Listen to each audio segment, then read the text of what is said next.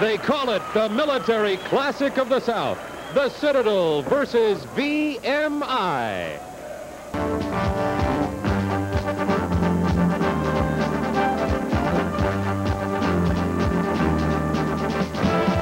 TBS Sports presents primetime NCAA college football. Tonight's game features the Division I AA matchup between Citadel and VMI. From Alumni Stadium on the campus of Virginia Military Institute in Lexington, Virginia, they call it the Military Classic of the South, the 43rd meeting of VMI and the Citadel. Hi, everybody, and welcome to Lexington, Virginia. These two teams are off to a little bit of a rough start. This is Bob Neal along with Tim Foley, and we are expecting an exciting football game here tonight. As I said before, this will be the 43rd meeting. You can kind of throw those books out the window when these guys get together, Tim. Well, there's no question about it, Bob. Both schools would have preferred to be off to a much better start this year. But as you said, forget the records, forget the statistics. They're playing for the Silver Shako here tonight in Lexington, Virginia. And you can bet that Bobby Thalman of VMI and Tommy Moore of the Citadel will have their players ready to run through walls.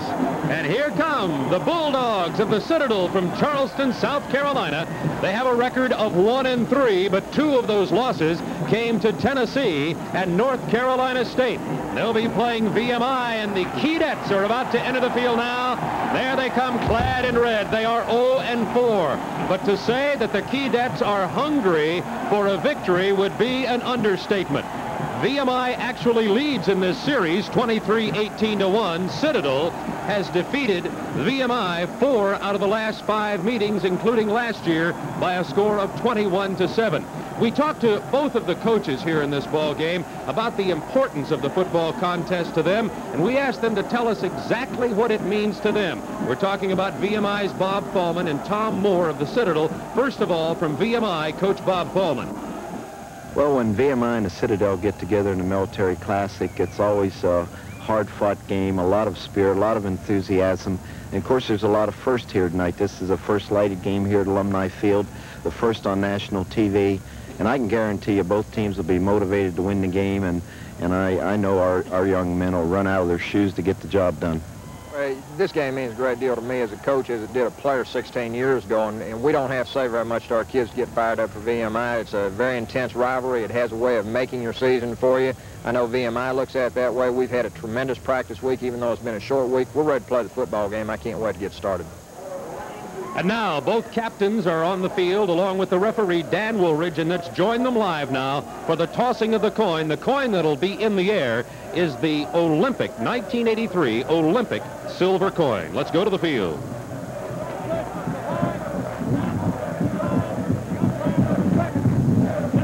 Take control of your ball club. We have a special coin tonight.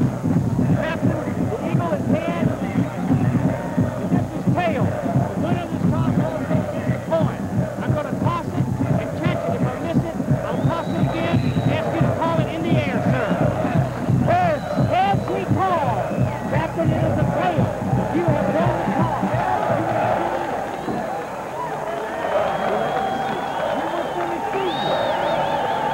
Captain, the goal you wish to defend. Put your back to that goal. Has won the toss and is elected to receive.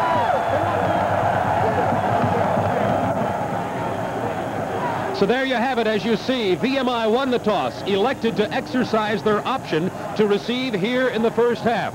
So the Keydets of VMI will have the opportunity to go on offense as we begin this ball game from Alumni Stadium in Lexington, Virginia, the Military Classic of the South.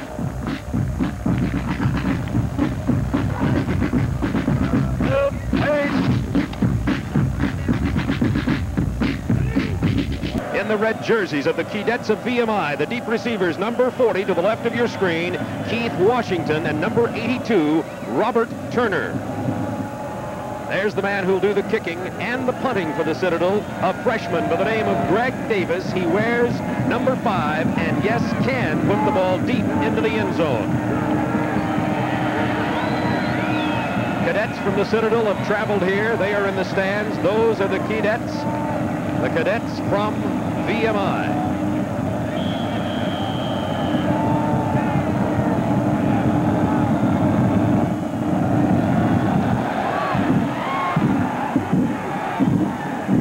40, Keith Washington bobbles it, but decides to bring it out anyway. Out to the 11.5 or 12-yard line goes Keith Washington, and that is where VMI will begin tonight's game on offense. There's the kick returner, number 40, Keith Washington. Al Comer, the quarterback, 6'2", 190 from Roanoke, Virginia. Anthony Augustinelli is the captain, one of the co-captains. And Kevin Mitchell, back from an ankle injury. He's a good one, a speed merchant, playing the tailback position. First down 10, VMI, from their own 12-yard line.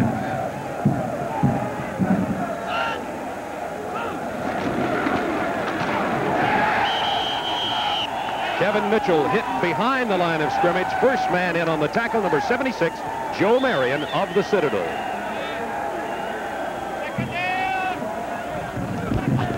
Bob, field position has been a problem all year for VMI, and they've just had a hard time getting it out of the hole. There's Mo Thompson, the flanker. Billy Tilling, the split end.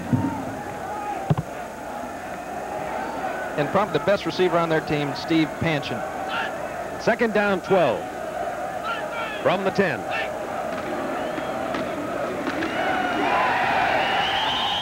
Kevin Mitchell into the middle of the line. Doesn't get very much. His second carry in his many plays. And Charlie Anderson, the defensive right end, makes the stop.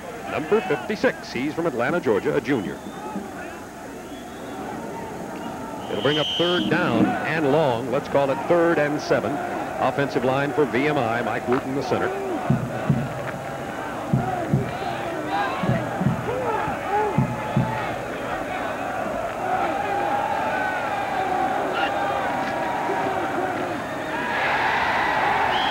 The 13-yard line. Mitchell once again. Rich Snizak makes the tackle, the strong safety for the Citadel, and VMI goes 3 downs and out. VMI has had a lot of trouble on offense and appears to be starting the game that way here tonight, deep in their own territory.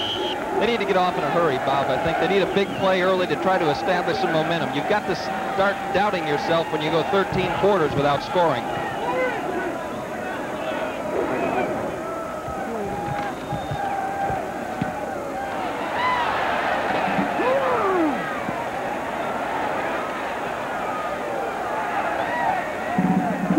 Spot that ball at the 49-yard line, and that's where the Citadel will go on offense to begin this ball game from Alumni Stadium in Lexington, Virginia. With 13:01 to go, quarter number 1, the Citadel ready to move the football. And Tim, that is something the Citadel can do, move the ball. They're going to put the ball in the air. 85% of the time, the ball's in the air. That's the guy, Robert Hill, doing a super job for him. Cliff Waters is a fullback. Glenn Stanford's going to start. Stanford Glenn starting it out at halfback. Toss over to the right side on a screen. That's Walters with the ball, breaking tackles. Walters knocked out of bounds. You can hear the hit from way up here. At the 46-yard line, Frank Ladson of VMI makes the stop. There's the man who carried the ball, number 36, a junior, Cliff Walters. Here are the receivers now for the Citadel. Number 7 is Campbell. Victor Frazier, number 88, at the split end position. And the tight end, leading receiver in the Southern Conference, Bill West.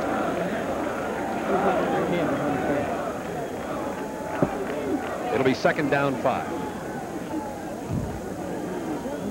They're going to start out, Bob, with Stanford Glenn at halfback, but look to see Shiloh Eisenhower get a lot of playing time tonight. Excellent freshman athlete of Pittsburgh. Got an injury over there. That's what's holding up the game right now. Can't get an exact identity on the injured player, so we won't be guessing for you right now. There's Tim Clifton, one of the coaches for VMI. He wanted me to make sure I said hello to his wife, Joy, who is in the hospital. She broke her leg. She's watching the game from the hospital. Joy, we hope we get better in a hurry. Hey, let's go, D, let's go! Still attending to the player on the far side. I believe it is number 6, Ladson.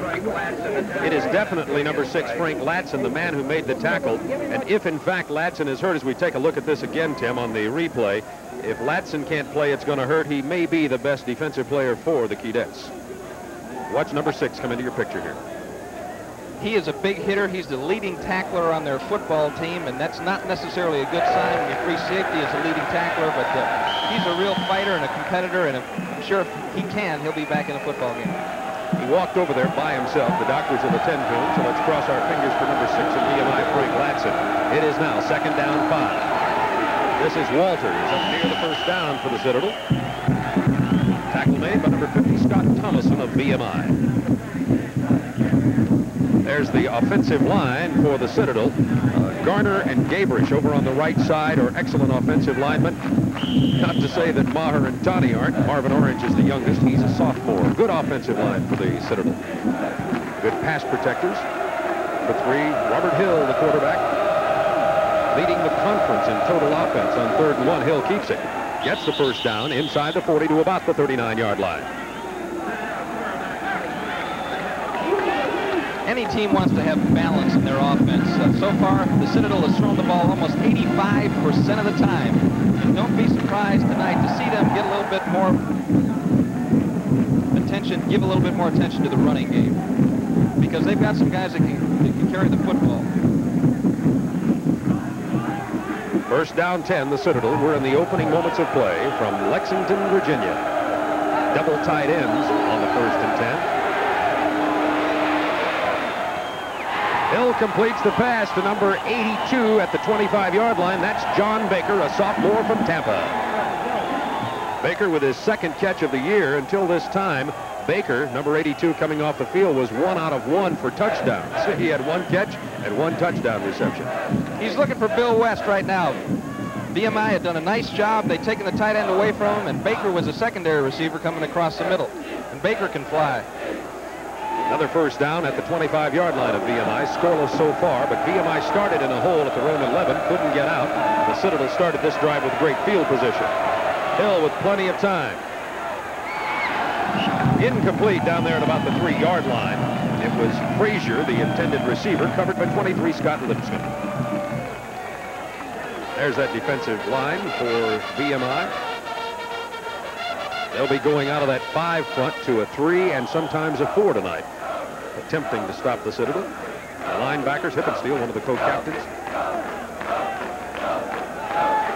Frank Latson, the last name you saw on that listing there, is the youngster who was injured. We'll keep an eye on him to see if he gets back in. 2nd down 10.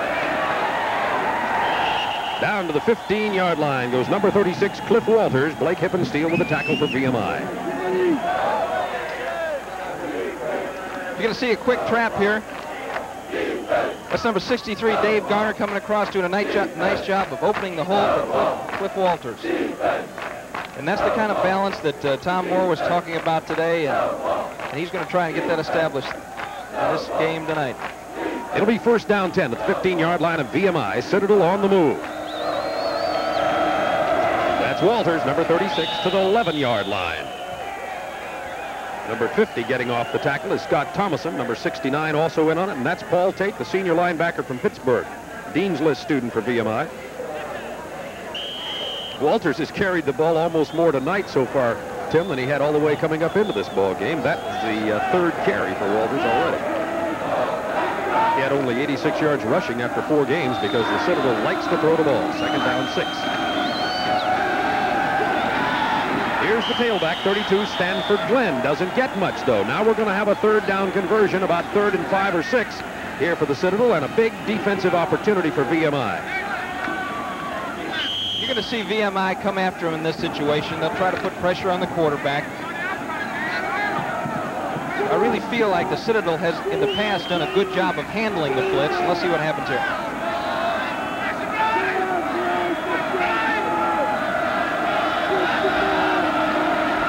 Four-man rush, plenty of time for Hill. It's tipped into the air. It is incomplete, was not caught, would have been short of a first down anyway. 6'2" Mark Bornhorst, number 72 for the Keydets of VMI, tipped the ball, and now we're going to have a 4th down. They marked the ball at the 11. We'll have a field goal attempt. They come with a 3-man rush. They've got 8 men in the coverage, and Bornhorst does a nice job of getting his hands up in the air and deflecting that pass, preventing a completion. Be a 27-yard field goal attempt by Greg Davis. He's number 3 in field goals in the conference, 3 out of 4 on the year. It's perfect with room to spare. Make it 4 out of 5 from the freshman from Lakeside High School in Atlanta, Georgia. And the Citadel goes on the board 3-0. Despite that, VMI must be pleased at least for keeping them out of the end zone after the Citadel had that great field position. We'll be back in a moment. There you see the series, the 43rd meeting. VMI leads overall, but last year the Citadel won 21-7, and the Citadel has won 4 out of the last 5 football games. There's the man who kicked the field goal, the 27-yarder, Greg Davis, set to kick off now. And back deep for the Keydets of VMI, we have number 6, Kevin Mitchell, number 4, Kevin Mitchell, and number 82, Robert Turner. You'll see them in just a moment.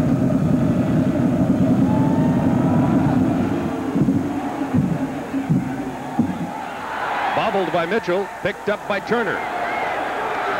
To the 23-yard line goes Robert Turner, and it'll be VMI ball once again. Last time the red-clad Keydets had the ball, they were 3 downs and out. Tim Foley, what do you expect we'll see this time offensively? Well, one thing they want to try to do is establish the running game. I'm not sure if they've got an offensive line that's big enough to do that, but they've always run the ball well here at VMI, and they've lived with the run. I feel like to be successful, they're going to have to put the ball in the air.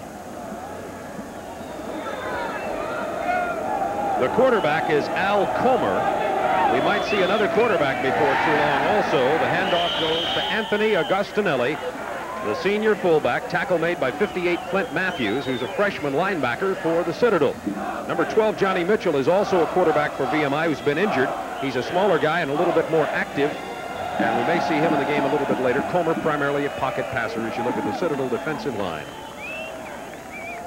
Confidence is a fragile thing, Bob. And when you've gone as long as VMI has without scoring, you begin to lose a little bit of confidence in what you're doing. There goes Agostinelli off the field. He's one of their co-captains. Number 45, Mike Julio, has come into the ball game. He wears number 45 at the fullback position. Slot left formation. It is 2nd down and 8. Comer in the pocket. Incomplete, intended for number 3, Barry Cosiano. Barry had 5 catches coming into the game, and there's Bob Thalman, the head coach here at VMI in his 13th year. They're now saying it's 3rd down and 7, by the way. And he's been successful here. He came here, they were having trouble with the program. He established some momentum. And after 4 years, they won the conference championship, and they've always been competitive.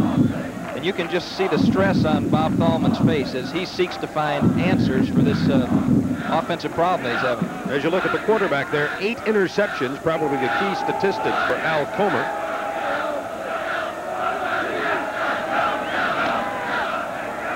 Going long, looking for number 4, Mitchell. It's complete. Mitchell falls at the 25-yard line. Brian Graves tripped him up. A long pass play, Comer to Mitchell, and the Keydets of VMI have created some excitement. One of the things the coaches talked about as we spoke with them, Bob, was the big play. They felt like they needed a big play, something to just get this team up and believing. And here it is, right down the middle of a 2-deep zone. They run the back down the gut, and he puts the ball right on the money. This number 4, Kevin Mitchell, has been the man who's been injured with the sore ankle. He is a speed merchant, and you can see they're happy to have him back. A 50-yard toss. And off to Julio. Gets it to about the 23-yard line. Brian Graves, number 6, with the tackle. Graves, the free safety, also the touchdown-saving tackle on Kevin Mitchell. Citadel leading 3-0, 8:07 to go first quarter, but VMI on the move. Graves has been a big hitter for the Citadel. He's got a lot of range back there at the free safety position. And he and Cisnak really do a super job. They split number 18, Billy Tilling, way off to the far right side. He's the only split end. Here's Mitchell. Penalty marker goes down. Mitchell gets the ball inside the 15-yard line. Cedric Lash, number 27, with a tackle. But a penalty marker back upfield could be a VMI holding call or clipping. Holding is the call against the Keydets. A big penalty that comes at a tough time. You're going to see the power sweep here right into the camera. And this is the guy they want to have the ball. He's got the explosive breakaway speed. But they're going to call that one back. Dan Woolridge is the referee tonight. It's important that they take advantage of this good field position early in the game, Bob. They just need to get something on the board. Bob Thalman calling the plays. There's the man who says he needs it so badly. Kevin Mitchell, whom you were looking at a minute ago, does have one TD reception. He'd only rushed for 54 yards, though, until tonight's game. Second down, 14 from the 29-yard line. Comer has a man at the 5. To the 2-yard line goes number 3, Barry Cosiano. VMI has not scored a touchdown in 13 quarters. They are on the doorstep at this moment in front of their homecoming crowd. Right, forget a touchdown. They haven't scored a point. Now watch Comer. I'm impressed with this young guy. I saw him on film. He sits in there. He doesn't have what he's looking for right away. Reloads and pumps it down the middle to Cosiano, who breaks open across the middle. It'll be first down goal from the 2-yard line. Double tight ends, Pancham and Carver. Penalty markers go down.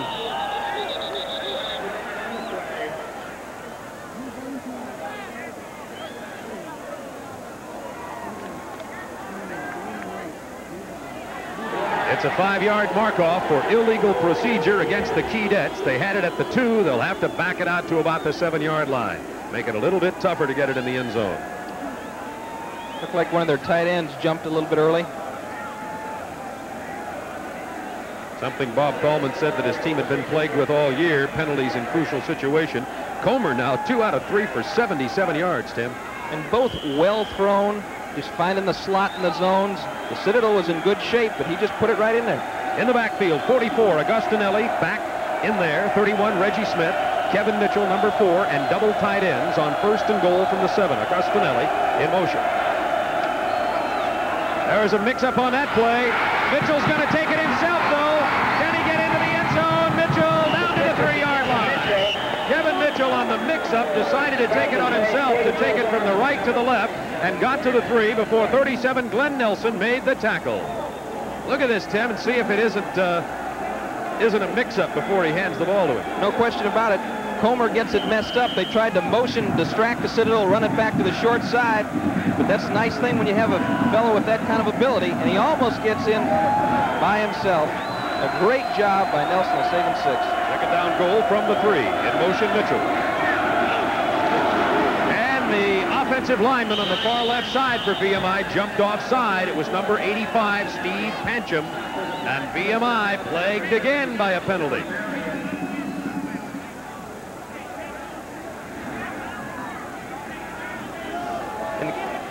In a game like this, when there's so much emotion, sometimes the blood starts beating so fast through your veins that it gets in your brain and clogs it up a little bit, and they're just not thinking well right now.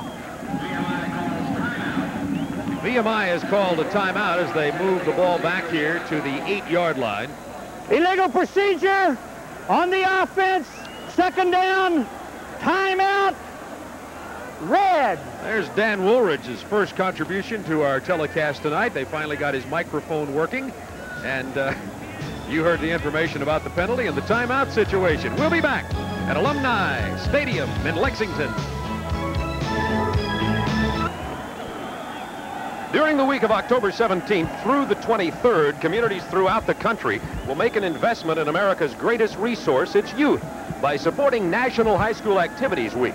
The National Federation of State High School Associations urges you to support these valuable programs which enhance classroom performance.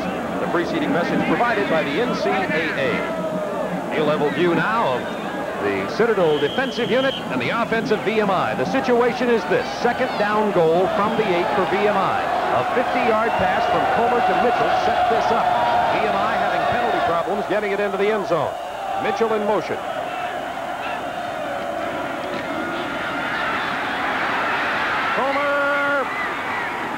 Drives to the 4, but no more. Bringing up a 3rd and goal from the 4-yard line. Al Comer running. He is not known as a runner. Slow of foot, primarily a pocket passer. Nothing opened, and he ran. 6 grades and 49 gold. Made the tackle for the Citadel.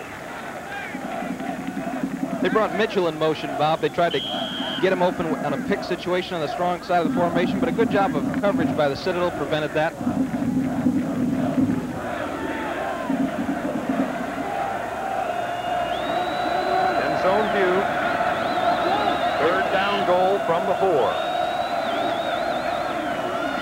Flooding the zone. People are there. Touchdown, VMI. Mo Thompson, number 5. VMI's last rushing touchdown came in the Keydets' 31-14 victory over Appalachian State on November 13, 1982, and that passing touchdown, the last one was scored in the game against William and Mary this year. Well, being a cadet, I'm sure Al Comer would tell us the truth. I'm not sure he was throwing the ball for Thompson. He had Panchin right there, and he had Mitchell right there. They were all right in a line. Thompson stretched out and made a great grab. Only the 5th catch this year for Mo Thompson. Glenn Nelson, 37, was covering. VMI with a lead. Point after attempt is no good. Wide to the right. That was number 13, David Tyler, with the point after attempt. Tyler kicking point afters after Lee Wimbish, the other kicker, had problems last week. Nevertheless, VMI leads by a score of 6-3 with 5 minutes remaining, quarter number 1. So now VMI set to kick off to the Citadel. VMI with a touchdown, their first one since the first game of the year, 4 games ago against William and Mary. Ready to do the kicking off is number 16, Lee Wimbish, a 6'1", 205-pound senior from Richmond, Virginia, and the deep backs for the Citadel. Number 21 is Mike Lewis. For the Citadel, he stands on the end zone. Number 21, Mike Lewis, standing on his end zone line, ready to take the kickoff.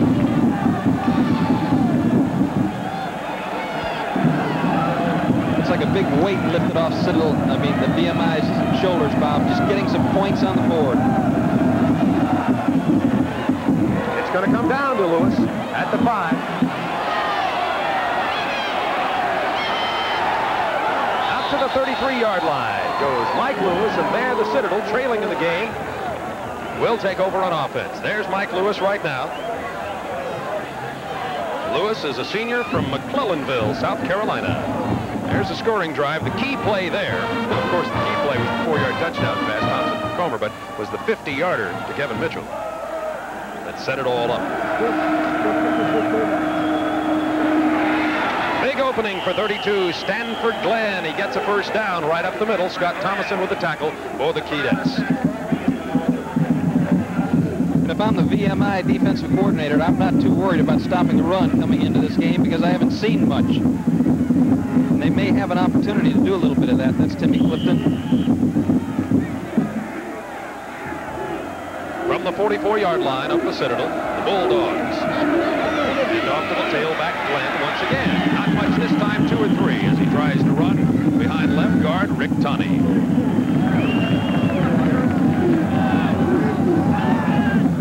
Tunney and Maher and Orange all doing a nice job of moving people around so far tonight. Good-sized offensive line, too, Tim. You got Maher, who's 6'4", 220. Tunney, 6'4", 230. 6'4" center in Orange. Twin backs in there now. Passing situation. Robert Hill. A lot of time. Has a man. Incomplete. Down there at the 32-yard line, intended for tight end Bill West. Number 84. He just couldn't get his hands on the ball. Hill having a little bit of trouble completing passes here. As I told you, Hill leads the conference in total offense.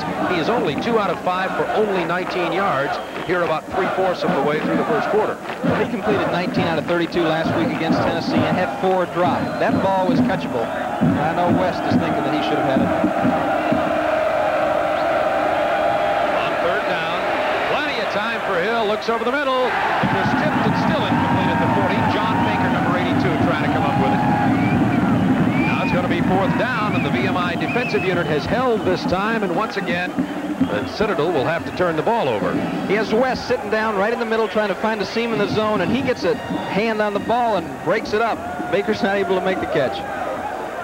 Greg Davis, number 5, will take the snap at his 32-yard line. Davis is averaging 42.5 yards per punt. He's 3rd in the conference. He's a freshman. That one almost blocked. It's going to go out of bounds at the 42.5-yard line. Number 15, Darrell Robinson of VMI, got in there and got his hand on the ball. He came from nowhere. Another good break for VMI. Only a 10-yard punt. There had been no block punts for Davis up until that time, and as I said, he was averaging nearly 43 yards per kick. Well, when you're playing a demoralized football team, one thing you don't want to do is let them off the ground. And right now, VMI thinks they can win. We'll be right back. Stay with us.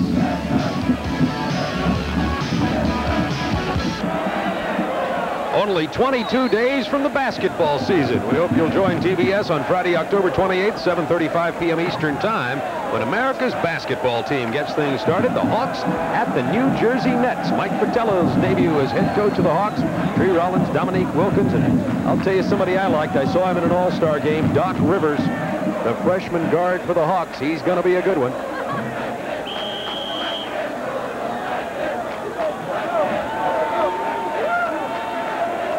First down 10, VMI from the 42-yard line off the Keydets. They lead in the game 6-3.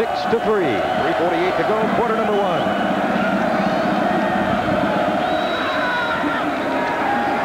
Play fake, Comer goes to his checkoff man, Killing to the 41-yard line, where he's tackled by number 58, Clint Matthews. Tim, you were talking about Al Comer having poise and checking for all the receivers. Penalty marker down, and he looked like he did at that time. He did. He was waiting for Mo Thompson. You see a little play action to the weak side, rolls to the strong side. Mo Thompson is in the slot running a deep out route, and cornerback is in good shape. He had to dump it off to Tilling. But that's exciting to see. VMI, you know, what they're going to find out tonight, I think, if they give themselves a chance, is that they can throw the ball. I believe the penalty marker is possibly going against the Citadel.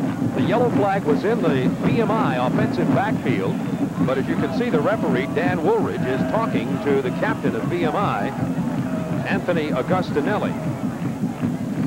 They're leaving the ball at the 41. Personal foul! Roughing the passer! On defense! Decline! First down! That's back there from the point of the foul, and so obviously VMI decided to get more yardage out of declining the penalty. That's what they do. It's 1st and 10 at the 41 of the Citadel. Making those young men very happy right now. The cadets from VMI.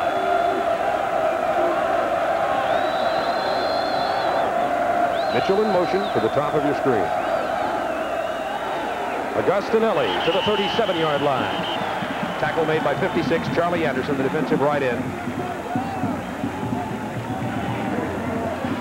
They're worrying now. They run that man in motion. They got to be thinking a little bit about that flood pattern that they'd run down in the goal line, and it's kind of a diversion more than anything else to try to pop a quick one up the middle. First you saw Bob Thalman, and now there is Tom T.K. Moore, the new head coach of the Citadel, a former Citadel player. He had been at Gardner-Webb before that, Clemson. Tom Moore's blood runs light blue and white. He is Citadel all the way. Comer in trouble. That's a block. Throws to his safety valve, Augustinelli. Augustinelli to the 33-yard line. Tackle was made by number 58, Clint Matthews. And it's going to be close, I think, just short of the first down. Good scramble by Comer. Twilly, that left guard, I think it was, as you look here. Check the block out, Tim. It's sprint out to the top. Nobody home. Milton's chasing him, brings himself under control, reverses the field. Who was that? Was that Twilly? I believe it's number 65, Twilly, and he was blocking on George Milton. Presby knocked him down, huh? On a 3rd down and 2. First down, VMI. Comer kept it. Ran behind center Mike Wooten, the junior from Smithfield, North Carolina. And I'll tell you what, at this homecoming game, the cadets on the far side of the field, the home side here at VMI's home stadium, are getting pretty excited. Great thing about these two teams, they have legitimate student athletes. You got a lot of engineering majors down there, biology majors, chemistry majors, and they're also good football players. First down 10 from the 29-yard line. Mitchell in motion. He gets the toss left side, bobbles it, finally falls on it at the 33. Charlie Anderson will be credited for the tackle. An old football coach's cliche, don't beat yourself. Just do the simple things right. He has a hard time finding the handle on that, and he's still getting his running back legs back under him, too. He's been out for a couple of games with an injured ankle, and I believe the ankle is still bothering him a little bit. That's a distraction. and only a sophomore, we might add, number 4, Kevin Mitchell. There's Comer, 5 out of 6 for 101 yards and a TD. He's got to like those stats. On second down, 13, Comer under pressure. Gets a block or two, but not much more. Going to lose a couple this time. George Milton, number 67, was in there. Junior from Jacksonville, North Carolina. I'm a little bit surprised that the Citadel isn't coming more, isn't applying more pressure. VMI has had a little bit of a problem protecting the passer, and the Citadel has had success blitzing their safeties. So some wholesale changes taking place here for VMI. Let's see what they might try to do. Hi, Dad. You see those banners at the top of your screen there. Those are on one of the classroom buildings here at VMI.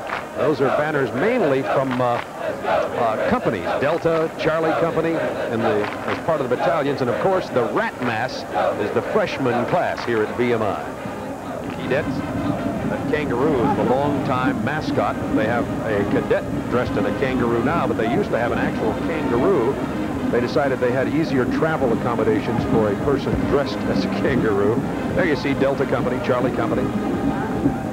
Listen to this one, Bob. At VMI, out of the 22 starters, you get 2 biology majors, 1 chem major, 6 civil engineering majors, 6 in econ, 5 in history, and 2 in mechanical engineering. I'll tell you something else. Maybe they're too smart to play. I'll tell you one thing. The graduation rate of the athletes at VMI and the Citadel is incredible. At VMI, as an example, 96% of the football players who are seniors graduate. And they don't have to, by the way, one other note while we watch Comer come back in there, in neither of these cases do the cadets have to go into the military service. Some do, but not all have to go right into civilian life here, even though they are military institutions. Third down, 15, Comer under pressure, throwing. Has a man there, can't get it to him. He was looking for number 5, Mo Thompson. Couldn't find him under a lot of pressure, and it will bring up 4th down, 15. Number 16, Dave Lambert covering, and he's one of those speedy safeties back there for the Citadel. He's their 5th defensive back. When they bring him in, they like to blitz, and they were coming that time. They put the pressure on, and it was a good job of coverage by Lambert and all the people in the Citadel secondary. Nobody open. VMI seems to have put the excitement back into the punting game this year. They've had troubles with it. An injury to the man they wanted to punt, Bill Bowman, is injured. And they've gone through 2 or 3 fellas trying it. Tonight, freshman Ricky Zagol is going to try. Glenn Nelson is the returner. Zagol gets it off, but shanks it to the right side of the foot. Pops up at the 20, and it's going to be down right there at the 20-yard line by number 83, Jim Radel. As you can see, a problem with the punting game. Well, the first possession, the Citadel had great field position and really didn't take advantage of it. Then the next time down the field, they moved the ball, but they still have no points on the board. There you see the lights. That's over across the street, across the highway. On the other side at some of the classroom buildings here at VMI. Was light provided by Musco. Here is Robert Hill on a first down, 10 from his 20. In trouble, but he runs. He's got the first down and out of bounds at the 31-yard line goes Robert Hill. They had the receivers covered well, but Hill eluded the containment and got it out of bounds. And there's a young man who provides a great deal of leadership for this high-powered Citadel offensive football team. He's ranked number 19th in total offense in Division I AA. And when Tom Moore got to the Citadel, he asked if they had a quarterback, and they said, well, we got this one kid, but all he can do is throw. And Moore said, that's great with me. And he's been letting him do that. And then Moore said, do you have a guy who can catch? And he says, yeah, number 84, Bill West, and he's been catching, leading the conference. Tom said, that sounds like a passing game. That's what they do. First and 10. 13 seconds to go in the first quarter. Under pressure, Hill got a good block, but not now. Avoids that tackle. It's incomplete at the 49-yard line, but they're going to call pass interference on number 23, Scott Lipscomb. He was going for the ball. However, he got in the way of the intended receiver, number 7, Ray Campbell, and it's going to be a big call against VMI. It'll be first down. I'm certain that's what the call is going to be. It hasn't been made yet. Let's look at it again, Tim. Now, you know that I have no preference on these particular instances. Great job of moving around by Robert Hill. This ball is overthrown. Nobody's going to catch this ball. Watch Lipscomb. He goes up for the ball. He makes contact with Campbell, but I don't think it affected the completion. I don't think it should have been called. As a matter of fact, it's really a clear rule. It's a judgment call, but it's a clear rule that the ball is not catchable. It cannot be called pass interference. I know how you feel, Scotty. Don't bother you. 4 penalties for 34 yards against VMI. First down, 10 Citadel. This will be the last play of the first quarter. 3 seconds left. That's Campbell in motion. Down to the 45-yard line goes fullback number 36, Cliff Walters. The clock ticks down to 00, and that'll be the last play of the first quarter with the score VMI 6, the Citadel 3.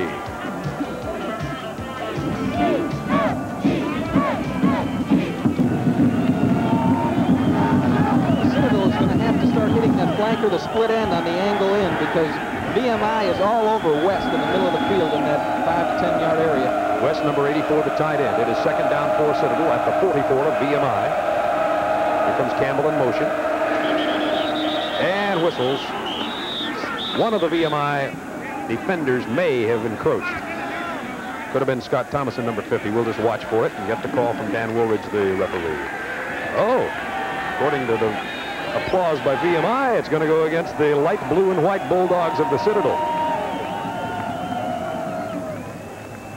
It's tough as an offensive lineman when the defensive man encroaches in that zone. You've just got to sit there. Foul. Illegal procedure on the offense. Second down. Whoop, just a little. The right guard wanted to peel his own banana there, right? He got a little bit anxious. 63, Dave Garner, Columbia, South Carolina. Don't you love offensive linemen? You know, play announcers like myself only mention your name when you make a mistake. There's the penalty situation. First one against the Citadel. Second down 11 now, and it's inside Bulldog territory. To the 47-yard line goes number 36, fullback Cliff Walters. 69, linebacker Paul Tate with a stop. Tate is really the only male eater they have over there on defense in that linebacker mold of Mike Curtis or Jack Lambert. He's just really tough.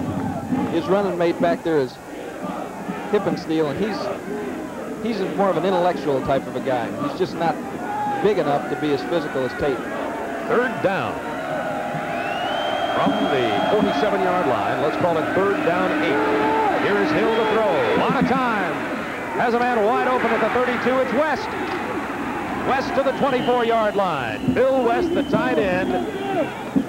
It was Scott Lipscomb, number 23, and number 90, Toby Jones with the tackle. They say this Bill West at 6'4", about 215, a good athlete, could be a professional prospect, something you don't see that often out of the military academies here. He's a tight end, but really he's a wide receiver playing in there. He's not going to block anybody. He's going to find the open spot and catch the ball. And he got between the short and the deep zones there. They flooded that right side. He made the catch. That was the first pass completion in the last 5. The first one in 6 attempts, I should say, for Hill. Under pressure. Look at his speed. Throws on the run in the end zone. Incomplete. Excellent defensive move down there by 36, Scott Vaughn. A VMI pass intended for West. And this Robert Hill causes problems. The first man in on him, you saw 67, Neil Felty chasing. He just outran the pressure. There's West. There's West coming on the blitz. They're probably looking for West, but Hill is flushed out of the pocket. And now he keeps working his way back toward the quarterback and goes up for the ball. Nice job by Vaughn. See the mismatch in size. West at 6'4", Vaughn at about 5'11".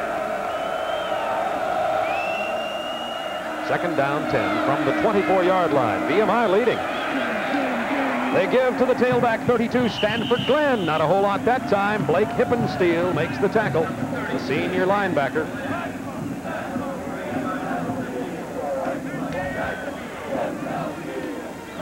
Now, Blake was a defensive end last year. They felt like they were a little thin at the linebacker position, and he's a leader in there, and they put him in there, and he's really done a super job filling in, plugging that gap for him. Call it third down 5, just inside the 20. Big conversion play for the Citadel, trailing 6-3. We're in the second quarter. They give it to the fullback. That's 36, Cliff Walters. He gets close to the first down. May have it. Scott Thomason, the nose guard, with the tackle. See where they spot the ball. It is a first down, Citadel. Walters had only 86 yards in 4 games coming into this game running the football. He has 6 carries here tonight for 31 yards. Citadel running a little bit more than usual. Most teams that like to throw the ball usually aren't patient enough to run it down the field. 12:49 to go first half. It's VMI 6, Citadel 3. VMI scored a touchdown, missed the PAT. Here's the tailback, 32, Stanford Glenn. Inside the 10 to the 7-yard line, tackled by 69, Paul Tate. Paul Tate, that active linebacker for VMI. They've got 2 good ones, 69 and 54, and there you see it. Tate. He likes it when they run. He's had a little bit of a problem this year in that he broke his hand right at the beginning of the season and has had a problem locking up when he tackles people. But he's feeling a lot better now, they say. He's a teammate of the fullback and co-captain Anthony Augustinelli. Went to New Lebanon High School. Second down, 5. Here's Walters again. He is denied the 5-yard line. Blake Hippensteel, 54, makes the tackle, the other linebacker. A couple of good ones in there. Frank Latson, by the way, the free safety for VMI, the man we said was a key member of their defensive unit, is not playing. Scott Vaughn has come in to replace Latson. Latson was shaken up early in the first quarter. There's Hippensteel. They've got to miss him in these situations when there may be motion, and Latson might have been making the defensive adjustments in the secondary. Third down, 3. Fullback Walters. Can he get outside? No! It's going to be close to a first down. Toby Jones, number 90, was over there, along with 36 Vaughn for VMI. And the spot of the ball will be everything here. Toby Jones displays some great speed and quickness here, fighting off the blocker. He's the best defensive end they have, stretching out, pulling Walters to the ground. Good hustle by Vaughn's getting there to help out. I'm going to predict it's going to be short of the first down. They bring the sticks out there and stretch them out. It is short by about the length of the ball. When they bring it in here to mark it, you'll get a good idea of just how close it'll be. At this point, the Citadel leaving their scrimmage line offensive, about 2 football lengths there. Scrimmage line team in there. No kicker is approached yet. Tom Moore's got his first big decision of the game to make, and looks like he made it. Here comes 88 Victor Frazier in the game with a play. If you look at the VMI sideline and the cheerleaders for VMI are students at Southern Seminary, located in Buena Vista, Virginia, near here. Of course, some of the male cheerleaders are from VMI, too. Walters gets the first down. He does not get the touchdown, but it will be 1st and goal Citadel. It looks like T.K. Moore made the right decision for his football team. Well, when you're a football coach, you have to make a decision, and then your football team has to make it right. You know, they can either make you look real good or make you answer a lot of questions in the locker room after the game. It's 1st and goal at the 2. Pro set formation here. Walters doesn't get in. First hit made by 67 Neil Felty. Walters is 6'1", 210. Felty 6'6", 250. Number 67 for VMI. So that's why you heard the hit. Good view of it here. You're going to see Felty pop into your picture. He's the largest player that VMI has. And he alternates in there with Bornhorst. 2nd down goal. The ball just inches from the goal line, and you get the VMI defensive view.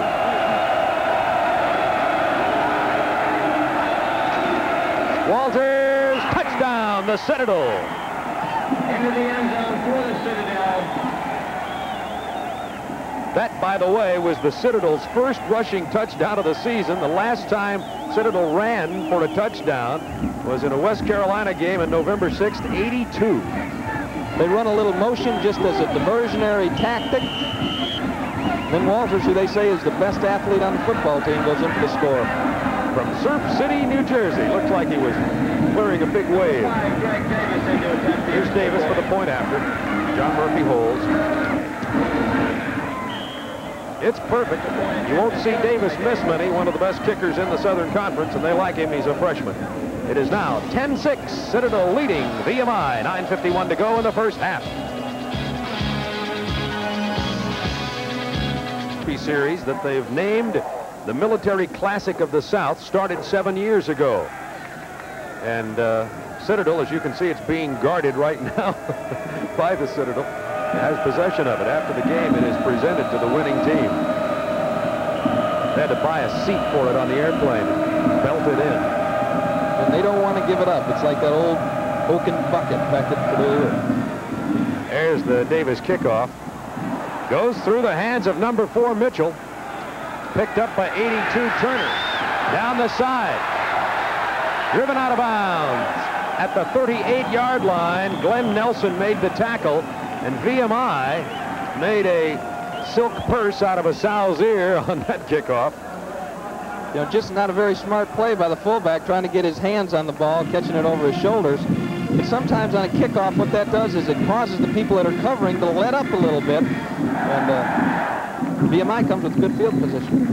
VMI trailing 10-6, 9:42 to go, second quarter, from Lexington, Virginia, on the campus of Virginia Military Institute.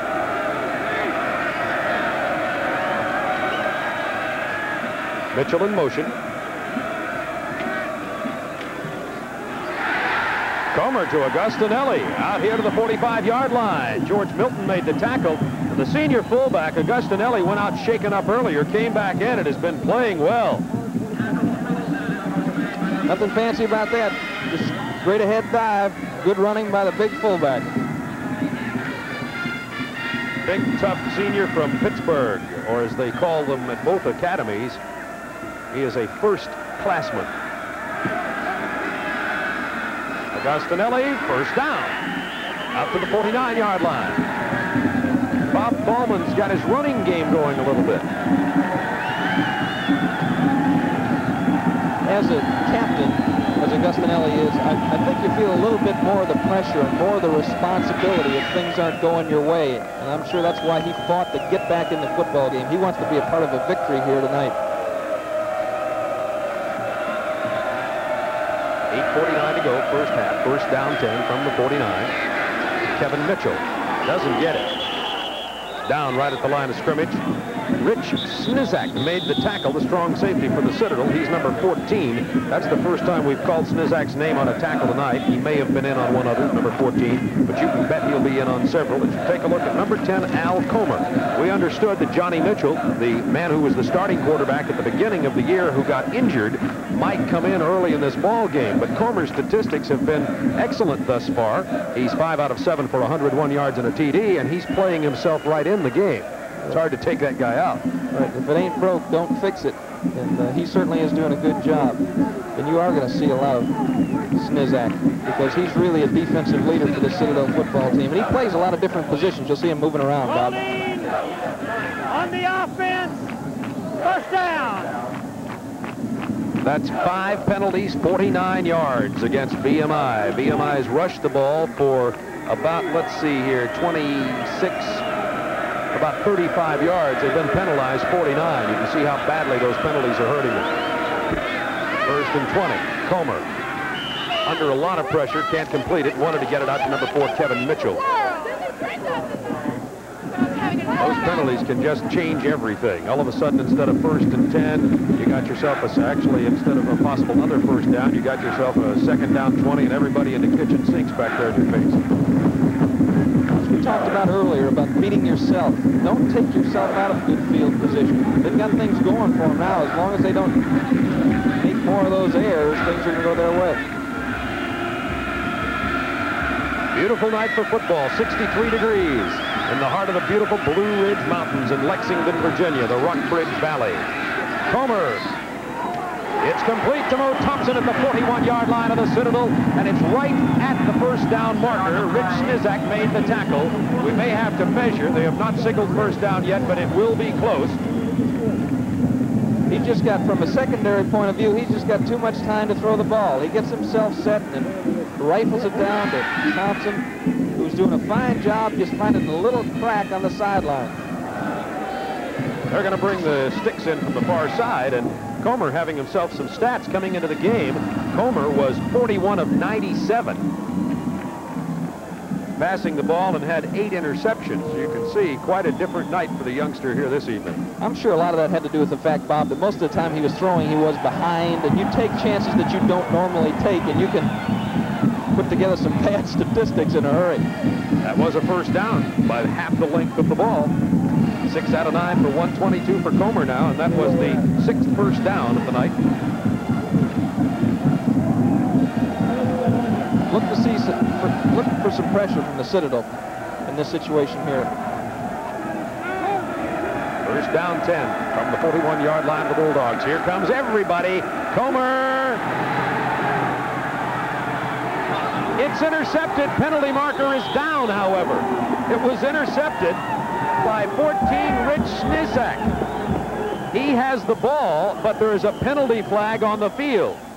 Now, whether it looked as though the official might be throwing an intentional grounding penalty flag against Comer. Injury on the field. We'll check on it in a moment. Let's see. He may just pick it up since it was intercepted. I think that's going to be the call. I think so, too. That's Joe Marion down on the field. And Intentional grounding. Decline. First down. Now that's a good one. How do you call intentional grounding when somebody catches it? Nevertheless, it doesn't matter because the Citadel declined it, has possession of the ball on a big turnover at the 42-yard line of VMI. We'll be back. Over 5.5 million fans attended NCAA Division I AA football games in 1982. The Division I AA membership has established its own proud tradition, an exciting competition of college football. This season, 85 Division I AA teams will be aiming for their own national championship December 17th in Charleston, South Carolina. Support college football at all levels. The preceding message provided by the NCAA. And speaking of Charleston, where that championship game will be, that will be on the home football field of the Citadel. And let's take a look at that again. One of the players injured there, you just saw at the right-hand side of your screen. That's Marion. That's David Watson, a safety that's got a hold of him. They came with 2 safeties. On the first down, Hill going for everything, looking for 82. John Baker, it's incomplete. The coverage by 23 Lipscomb. Not a bad call after a turnover, Tim. I've seen the Dolphins do it a time or two in pro football. Well, there's no question. You've got the momentum going your way after a big turnover and just try to put some points on the board right away. Citadel's going to pressure, I think, that VMI offense more now. They're starting to get some success from their pressure. Second down 10 from the 42 at VMI. There's the tailback, Stanford Glenn. 3 or 4 yards inside the 40, and that's about all. Big defensive series for VMI here. Old Paul Tate, he loves it when they run right at him. He was 2 yards in the Citadel backfield. Paul Tate, 69, a fine linebacker. So if you're an offensive coach and you see that, what you want to do is run play action to his side, run that flanker in behind him.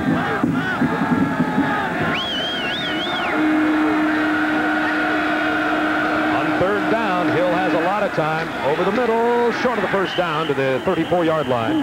Goes Cliff Walters, tackle made by Blake Hippensteel. Pass is complete to number 36, Cliff Walters. At West working his way out into the flat. Just a little circle route by the fullback. It's fourth down and about 3.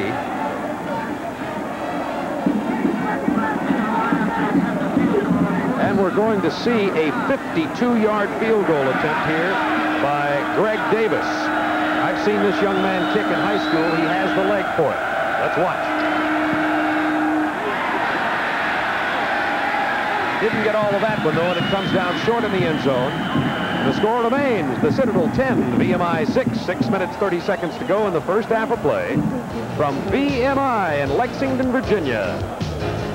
And we have a new quarterback for VMI. It is Johnny Mitchell, who had started the season as the starter, became injured in the second game, and is now well and back. Mitchell is 5'9", 155, and a totally different kind of quarterback than the 6'2" Al Comer.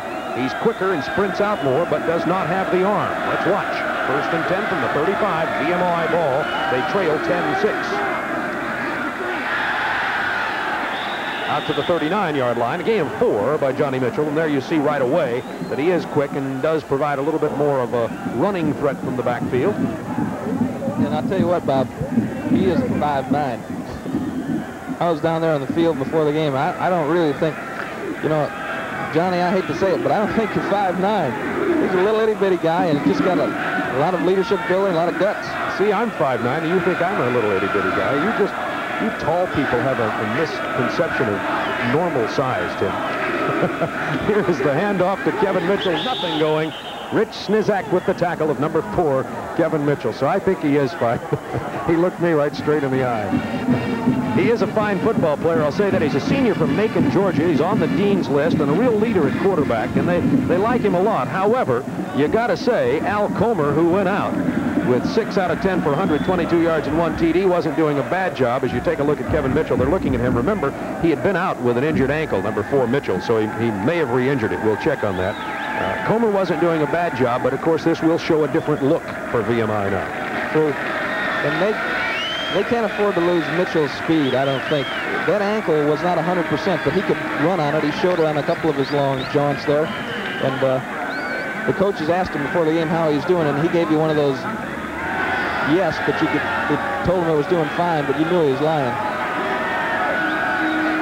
Tough young men here at these 2 military institutions. They'll sure play hurt. 3rd and 6. Mitchell to throw, incomplete. Out here to the 49-yard line of the Citadel. He was trying to find number 83, Jim Radel, coverage by 37, Nelson. And VMI is going to have to give up the football. Glenn Nelson will go back to... There's the look down there of Marion, Joe Marion, number 76, the defensive tackle who had gone out for the Citadel. Maybe their best defensive lineman, certainly one of the best. They got him all iced up on his right ankle. He had an Achilles problem, Tom Moore told us, and Tom Moore told us he hoped he could play. Look at that. It went right through the hands of Zagol at the 4, and he's hit hard there by 91 Joel Thompson. A bad snap, and Ricky Zagol, who's also just a little guy, as you can see, is just nailed at the 3-yard line. The Citadel fired up, but they'll have to wait for a minute before they get underway. We'll take this timeout.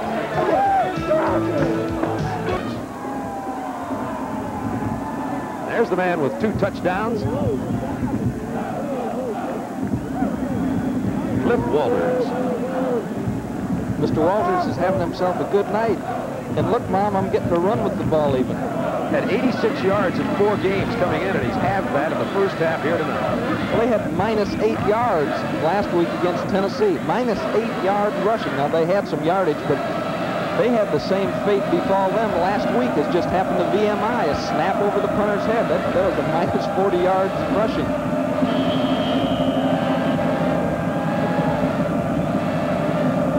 It's 40 Washington, 82 Turner, back to take the Davis kickoff. Down to about the 7. That's Turner. He had a good return last time. Not a bad one this time. Out to the 31-yard line goes Turner. Tackle made by 41, Tom Robbins. VMI, trailing 17-6, has an opportunity to try to get something happening here.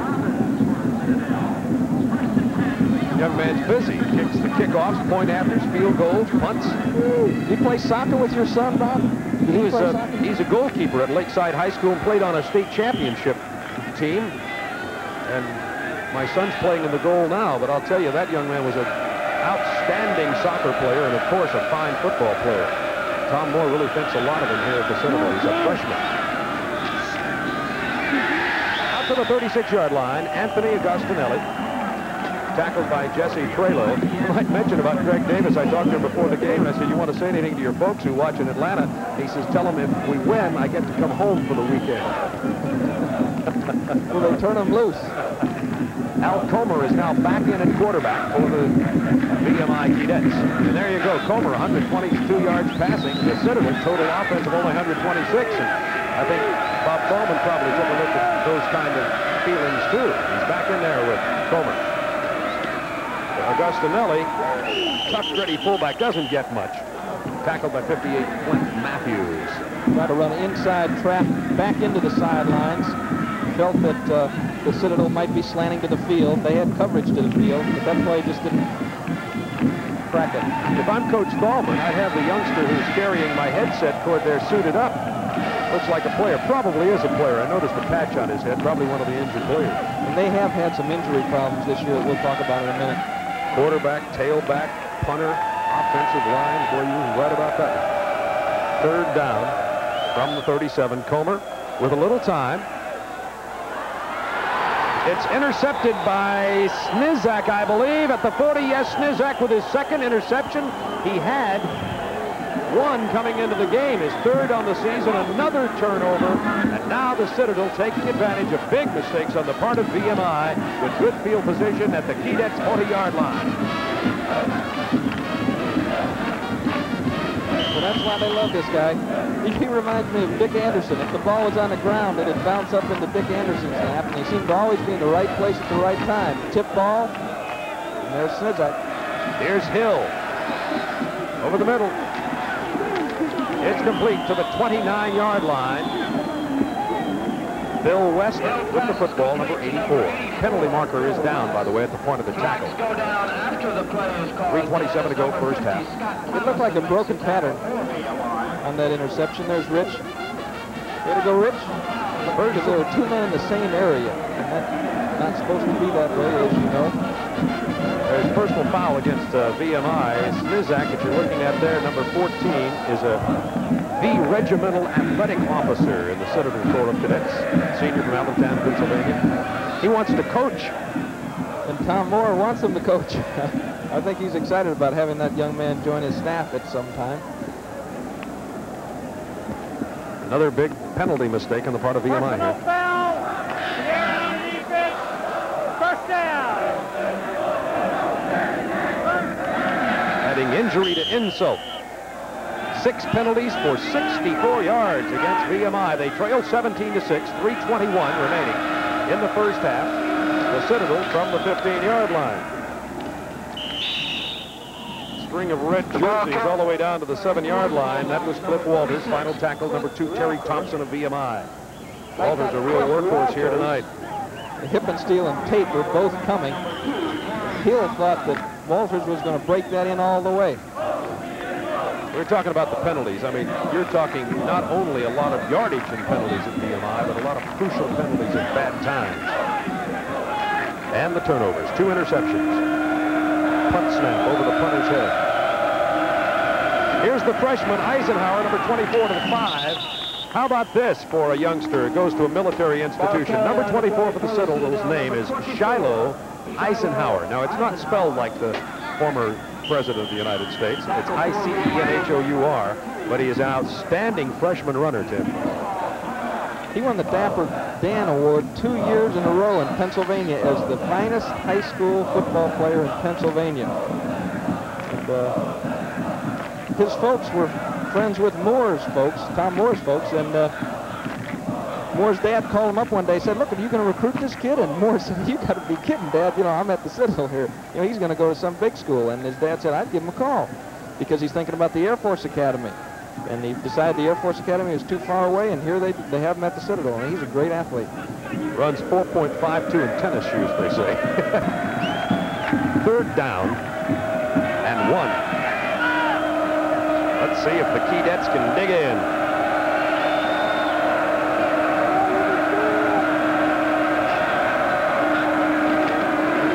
Walters may have got it on second effort. However, a penalty marker moved, and I think Walters moved before the snap count. At least that's what our spotter, Kim Anderson, my eyes and ears up here, said. So we'll find out just how good the spotter is there. How about that for placing blame before the... And we've been doing this for a year and a half, and he's never made a mistake. Well, when I make one, it's a great place to place it. We'll see in a moment. I'll agree with Kim. Watch him. Whoop! That's a little early. Doing a little trap. And that might have worked, but he left a little soon there. Backfield in motion. On the offense. 3rd down. So Kim Anderson, who's all-conference spotting, gets to keep his job one more half with a great call. There's Tom Moore, and now a good break for VMI on a penalty situation there as it moves it back to the 10-yard line, where, of course, is still 3rd down, but now 3rd and 6, well, 3rd and 5. You might see some motion in this formation. They might try to pick somebody open on the short side of the field. There with the motion, fumble! VMI football! Scott Thomason, number 50. A bad exchange between Orange and Hill. And And the nose guard, Thomason, 50, was right there.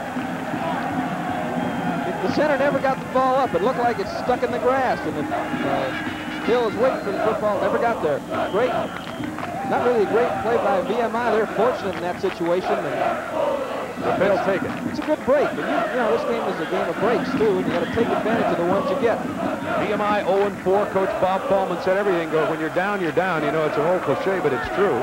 First down 10. Here's Agostinelli. Out to about the 13. Just wrestles his way out there. Brian Graves, number 6, had a hold of him.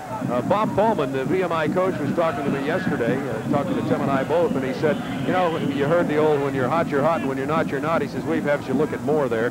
Bob Paulman said, even the radiator broke on our van. You know, those kinds of things. It's tough when you're struggling, and they need a good ball game here tonight. You can bet they're going to try. There's a sign across the way, Tim, that hangs down, as there are a lot of them that are over there, and one of the signs says, the Keydets never say die, and that is for sure. There's the player who was shaken up coming off the field for the Citadel. This position here, Randy Gold, a good linebacker for him. That's Gold there, 49. Give us an opportunity here to remind you that this telecast is authorized under broadcasting rights granted by the National Collegiate Athletic Association and is intended solely for the entertainment of our audience.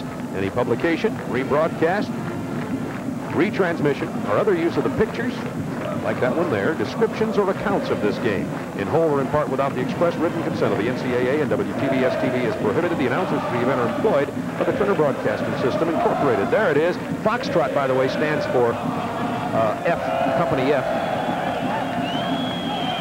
Now, if you're VMI in this situation,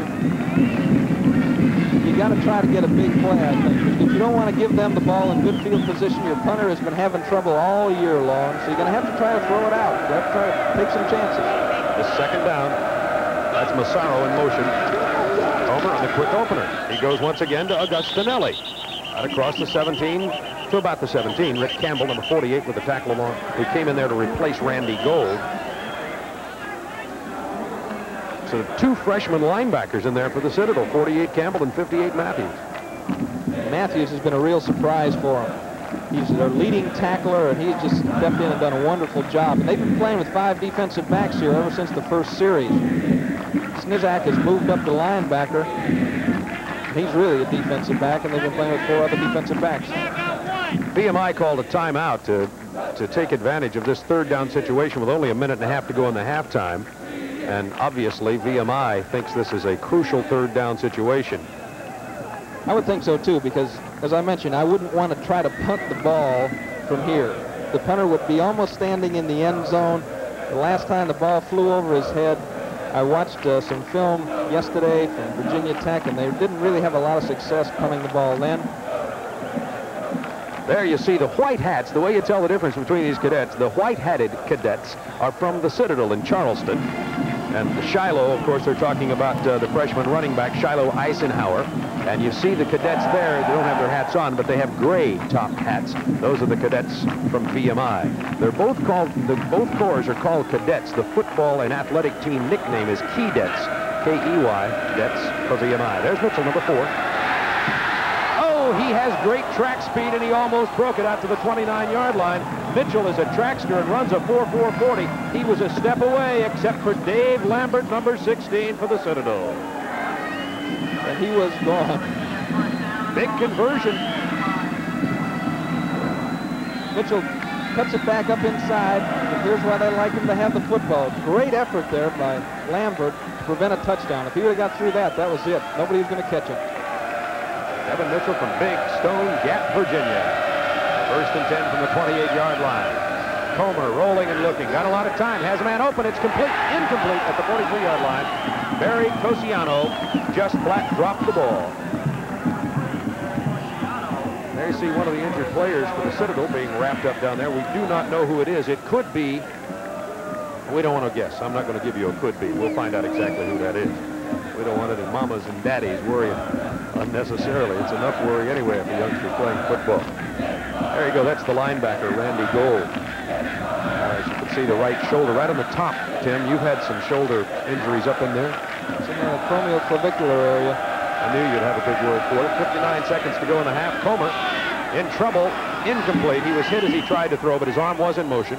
No penalty marker down. 54 seconds to go in the half. This will bring up third down. It was 42 Billy Johnston, the backup nose guard, making the play on Comer. Comer now 6 out of 13 for 122. And he looks like he's shaken up on his throwing hand there. We got word from the sideline that it's just a sore shoulder on Mr. Gold. Good news. Yes, that is good news. They probably have an aspirin taped under there. 3 wide receivers here for VMI. Third down, 10.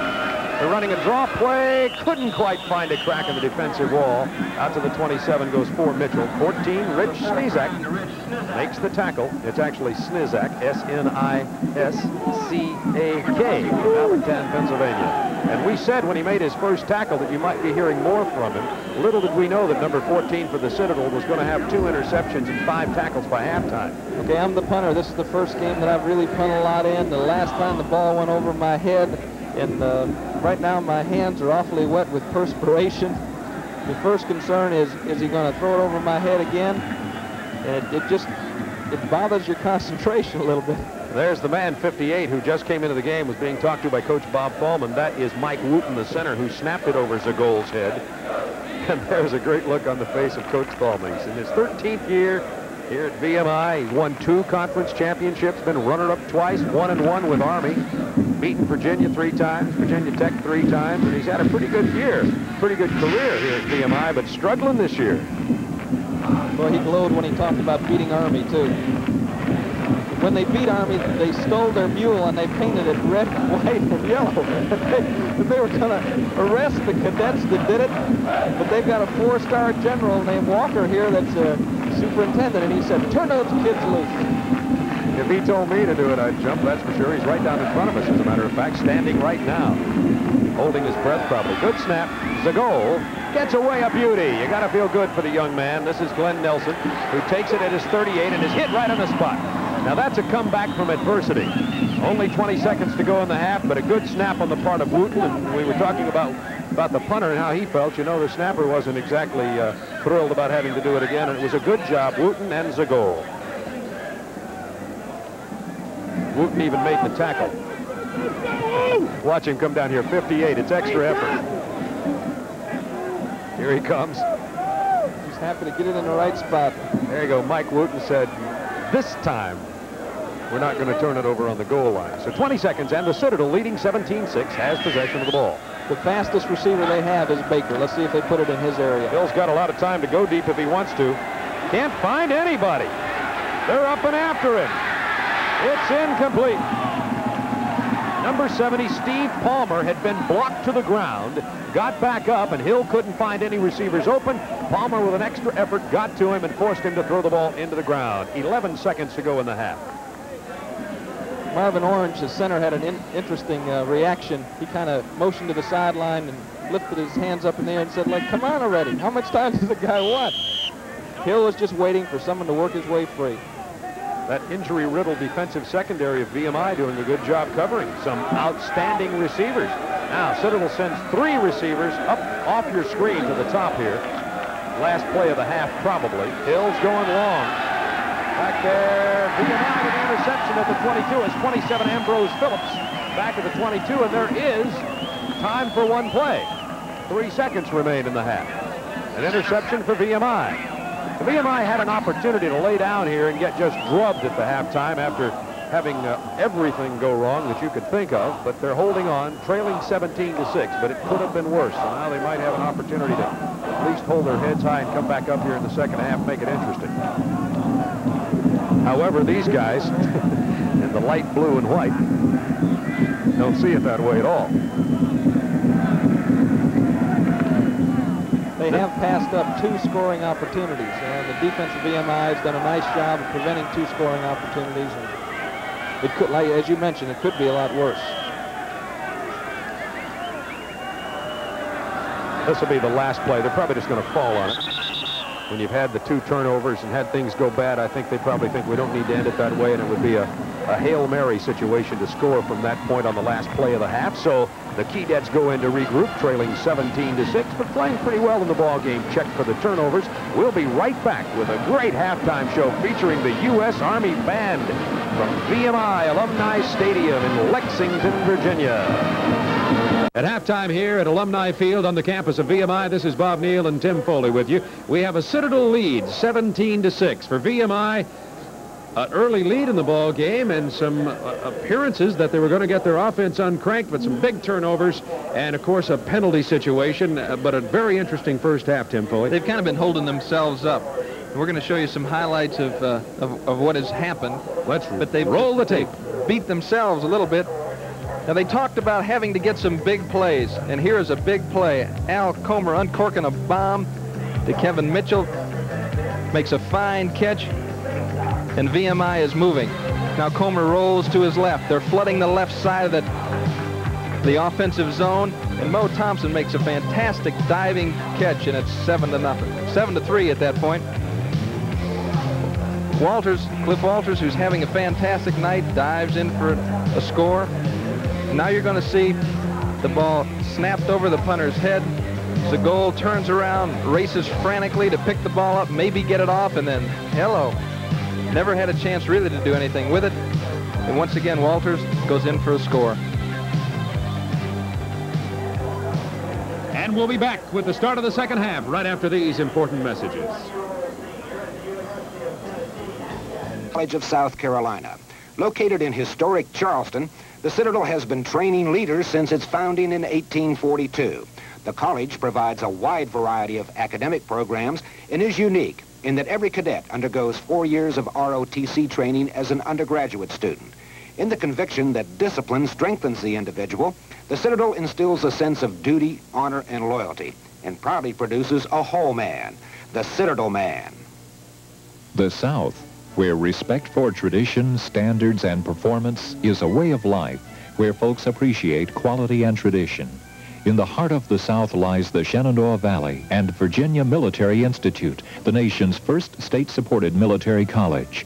A member of the Southern Conference, VMI was established on the concept of the citizen soldier, a man academically prepared for a civilian career, but also trained and ready for military service.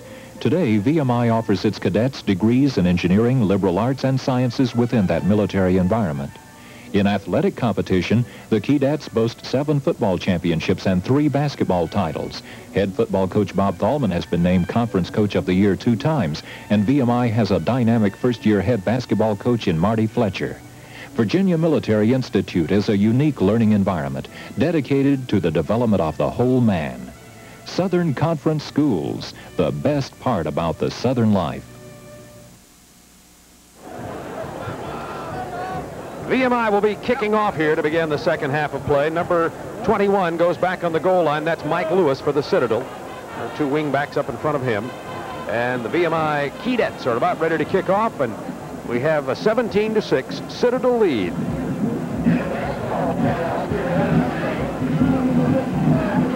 There's the youngster who'll be returning the kickoff, Mike Lewis. He's a backup fullback, a senior from McClellanville, South Carolina. VMI's got statistics, it's 122 yards passing. Excuse me, Tim. An unusual number. Look at this now. VMI's got more yards passing than the Citadel, and now that is really unusual. The story is turnovers, and the Citadel has taken advantage of theirs. Here we go now. VMI's got to set the pattern on this kickoff. They got to get good coverage on this kickoff and set the emotional level in the second half here. Number 16 is Lee Wimbish. Straight ahead kicker, hit it hard, comes down to Lewis at the 1. A whistle sounds, and we're not underway, much as we thought. They're going to do it all over again. There's the referee, whose voice you'll be hearing here in the second half. His name is Dan Woolridge. And they walk all the way back down. I'm sure the sprinters on the outside for the VMI kickoff coverage team aren't real nuts about sprinting down there another 60 yards once again. But Lee Wimbish, senior from Richmond, Virginia, who's nothing but a kickoff kicker here tonight. He often is a field goal kicker also. It's been one of the real problems for VMI. Among other things, they've had injuries hit their kicking game also. So they have Zagold, Tyler, and Wimbish all trying to punt and kick in various situations here tonight. Back in 1973, the VMI had started out losing 4 games, and their 5th game was Citadel, and they were able to turn things around that year with a win over Citadel. And I'm sure that Bobby Thalman reminded these players in the locker room of that situation and the importance of a victory here for them. So they're going to be riding high. 71 Dan Murphy on the sideline, getting the cadets and the sideline players. 120 VMI cadets are suited out tonight. There's the kickoff, shorter but higher. Lewis takes it at the 9-yard line. Out to the 30-yard line goes Mike Lewis, and there the Citadel will take over, leading in the game 17-6 in the opening series of the 3rd quarter.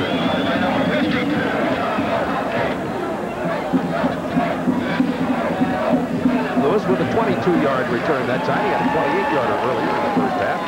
Backup fullback and a good kick returner for the Citadel. The VMI cheerleaders. The young ladies are from Southern Seminary. Of course, the gentlemen from VMI.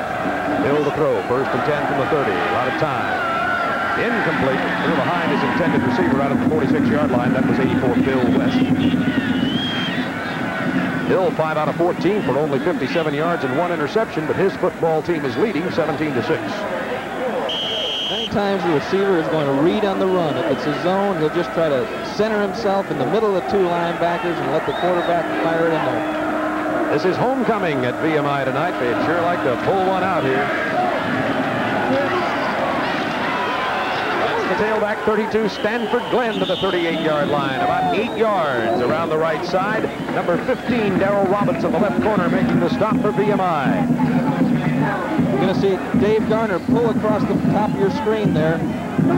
Well, there's Garner right now, putting it on Terry Thompson, and that's an unpopular situation to be in if you're a defensive back coming up and trying to contain a play with a guard pulling. You just got to buckle up and do the best you can. They spotted it at the 39-yard line. 3rd down 1. Pro set formation to the fullback. Walters dives for the 1st down.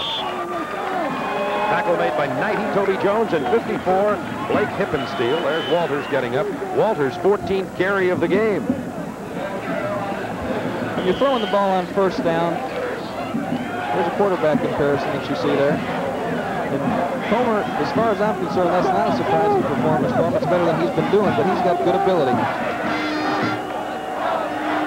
1st down 10. Hill. Penalty markers go down. Ball is tipped by number 15, Darrell Robinson, who's made a couple of big plays for this VMI team tonight. Robinson blocked a punt in the 1st quarter, now breaks up that pass, and there's a penalty marker down on the Citadel side of the football. Going to be against the Citadel. The 1st half, VMI penalized 6 times, the Citadel twice, but now the Bulldogs come out here with a yellow marker. Impeding the progress of the on-rushing lineman illegally. Illegal technique on the offense. Decline. 2nd down. We'll see if you pick up any illegal technique. I liked what you said, impeding the progress of the oncoming lineman illegally. Isn't that what you said? Something like that. Well, I liked it. Nevertheless, it was a penalty. 2nd down, 10 from the 42. Play fake. Hill runs out of trouble. All down by 15. Darrell Robinson from Decatur, Georgia, senior, playing himself a pretty good football game for VMI. He came in there to replace. He didn't replace. He's in also in addition sometimes to 27 Ambrose Phillips. So Hill having himself a little pressure tonight.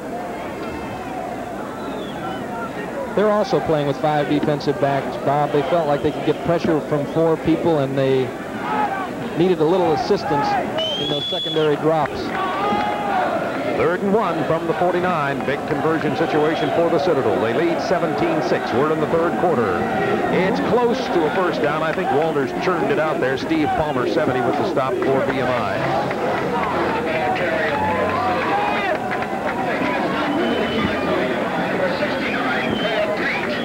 And they're the Citadel Bagpipers. They made the trip up here from Charleston, South Carolina. You see the gentleman with the gray cap. He is a VMI cadet. The cadets from the Citadel on this weekend come up here and stay in the actual VMI barracks with the VMI cadets. We're using a timeout here. There's, excuse me, Tim, I was going to say that's Regimental Sergeant Major Robert Hill you saw. Talking to Tom Moore.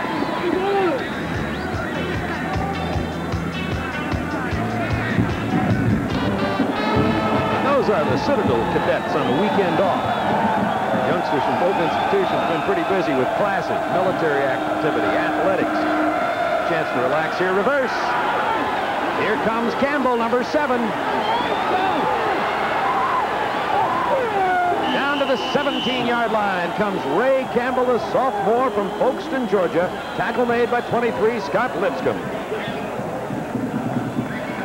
Good call on first down.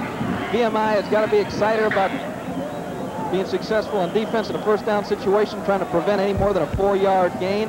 And they caught him in a heavy pursuit, come back against the grain. 30-yard run by that youngster, Ray Campbell. First and 10 at the 17. 12:46 to go, third quarter. Looked like somebody jumped offside. Here goes 32, the tailback, Stanford Glenn, inside the 10 to the 7, but a penalty marker down. Looked like somebody on the left side of the Citadel jumped offside. John Maher, I believe. I think you're right about that one, Bob. Get the left tackle moving.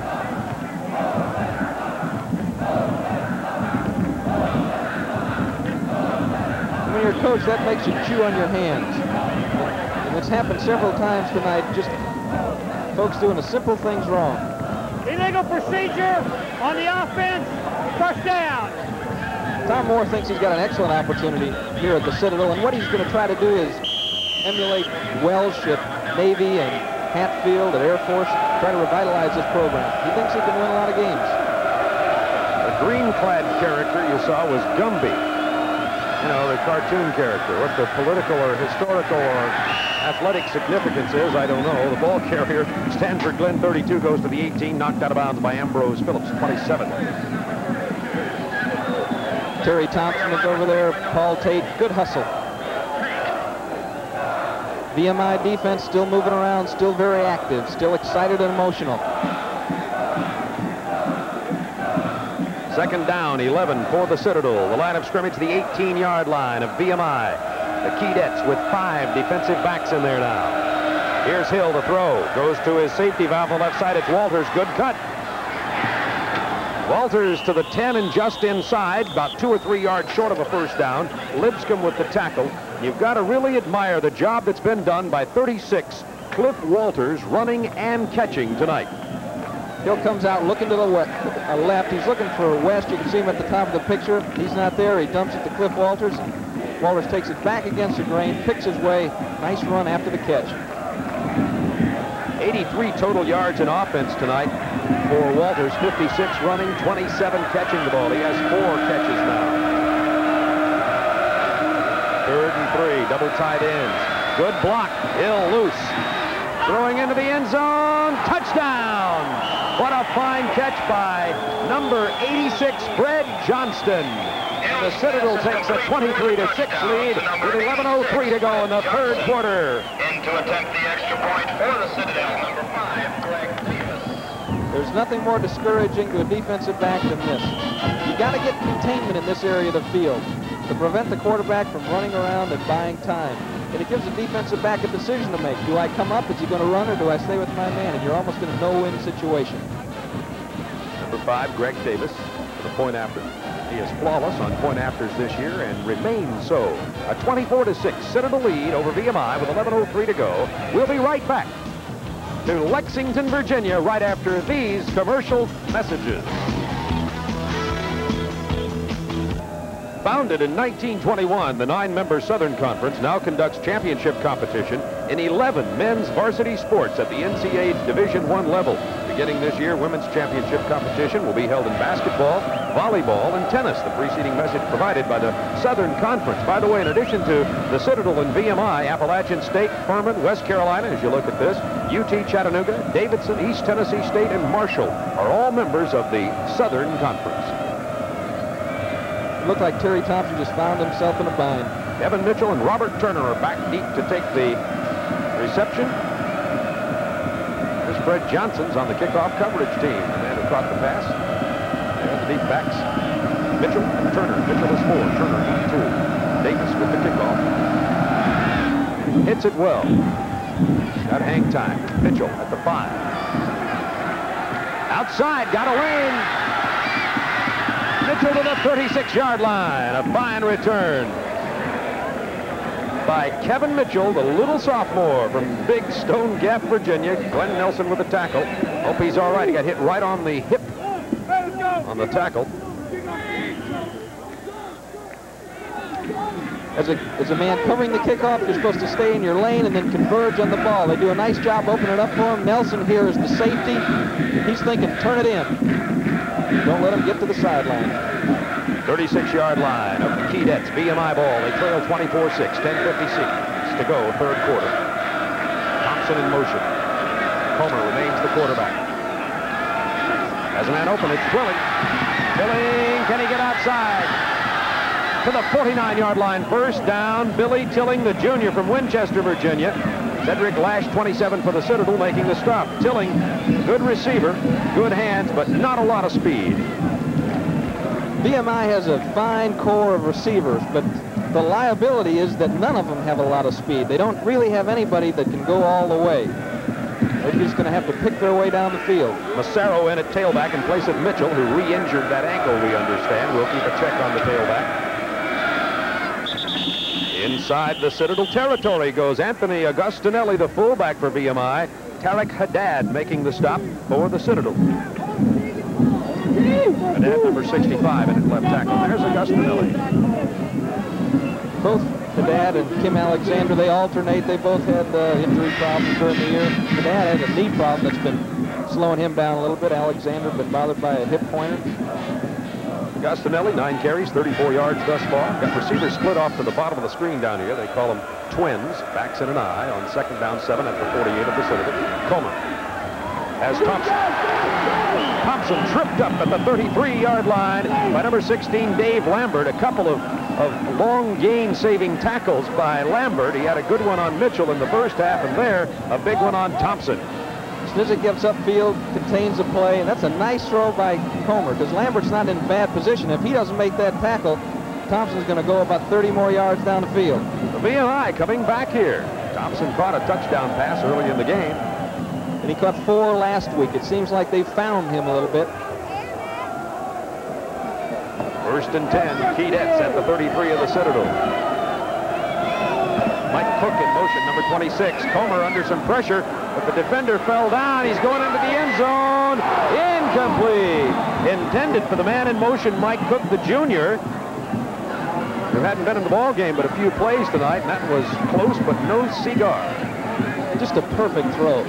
Usually when you're throwing a long ball, a ball down the field, it's thrown on timing. It's not something that you look at the man running down the field and then let him have it. It's something that you just count to yourself 2 or 3, and you've worked on it in practice. That time he had to reload, and he was moving a little bit and still put the ball right on the money. Good arm. Al Comer, sophomore from Roanoke, quarterback number 10 for VMI. Second down 10 at the Citadel, 33-yard line. 5 DBs in there for the Bulldogs. Comer screen to the right side. It's complete, and to the 29-yard line goes number 46, Art Massaro, the tailback, in place of Mitchell, who's got a strained ankle at the moment. I think Massaro probably typifies the character of this football team. He's just a little fella, too. And they say he's 5'10", 170. And, you know, I got to question the SID on some of these weights and heights. And I saw him take some real licks against Virginia Tech, and he just popped right up and jumped back in the huddle. There's T.K. Moore, head coach of the Citadel in his first year. Came there from Gardner-Webb. Third down 6. Comer. Can't find anybody. Is hauled down at the 37, and penalty markers are down. Could be a face mask. George Milton, the defensive left end, looks as though he knows what happened. It looked as though it was raining. Penalty markers. They were just all over George. He said, okay, I made one little mistake. It was just the face mask. I just grabbed it just a little bit. Let's watch again. Yeah, as a defensive player, you don't do this on purpose. You're just trying to grab something. You're trying to get him on the ground, and he reaches, and he happens to land, happens to snag that face mask. Just couldn't bring himself to let go. North Carolinian from Jacksonville, North Carolina is George Milton. He is a second classman for the Citadel, meaning he's a junior. Big penalty. They're going to call it a flagrant face mask. That may be, when you see 3 flags, you'll know it's flagrant next time. Personal foul, grasping the face mask on the defense, first down. There you go. The Citadel catching up in penalties with VMI, and VMI on the verge of narrowing the score here on the scoreboard, trailing 24-6. The Keydets, first down 10 at the 15-yard line of the Bulldogs. They call this their jumbo formation. They put everybody over there and run little Kevin Mitchell inside the 15 to 14, not much more. Good pursuit on the part of the freshman linebacker, 58 Flint Matthews from Augusta, Georgia. He's got 5 tackles already. It's kind of an unusual formation. Both the fullbacks are out of your picture, and they're trying to get those fullbacks on the linebackers in a hurry. But Matthews comes up, does a nice job. Good tackle, good pursuit. Great angle by the freshman. Sometimes those linebackers will stick their noses up in there. They won't take that flat angle like he just did. Good job. There on the bottom of your picture, you see the parabola mic that gets the sounds. Let's listen. Come on, John! Go! On a second down 9. Here's Mitchell to the 4-yard line for VMI. Glenn Nelson, 37, with the tackle, giving the cheerleaders of the Keydets something to cheer about. The one thing the Citadel better know is that they're going to get a whole second half of football from these guys from VMI. Mitchell takes the ball, and what you're looking for is that cut-up field, because Snizik does a great job of turning the play back in, and he knows that. He's looking for that first lane up inside. He took it and hit it hard. Mitchell, who went out with that sore ankle, he's been hurt the last 3 games, been in and out of the game tonight, but still playing well. Still a power formation. First and goal at the 4. 3 running backs, double tight ends, as Comer calls timeout. That'll mean that they have 2 timeouts. VMI has 2 remaining now as he goes over to talk to Bob Thalman. He's the graying gentleman on the right. I know his wife Mary wouldn't like me to say graying, but tell it like it is. We'll be right back.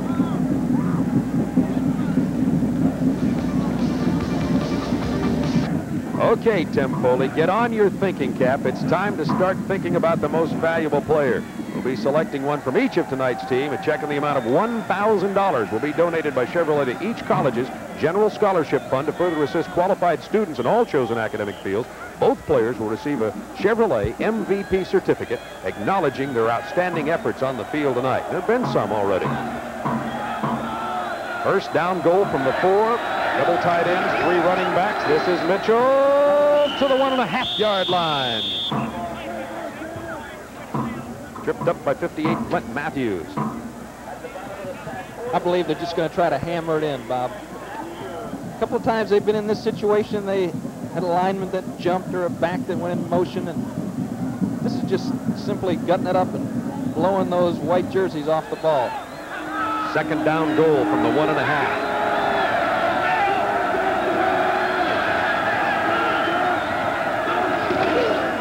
Augustinelli to the 1. Second effort, even closer. He didn't get in, but he's right on the line. They're saying the Citadel recovered the ball. Number 37 is Nelson. Nelson jumped up, informed the official that he had the ball. The official noticed it, then gave the ball to the Citadel. Augustinelli is down at the 1. Oh my, you got to be happy for the Citadel, but VMI 0-4 on the season and so close and nothing out of it.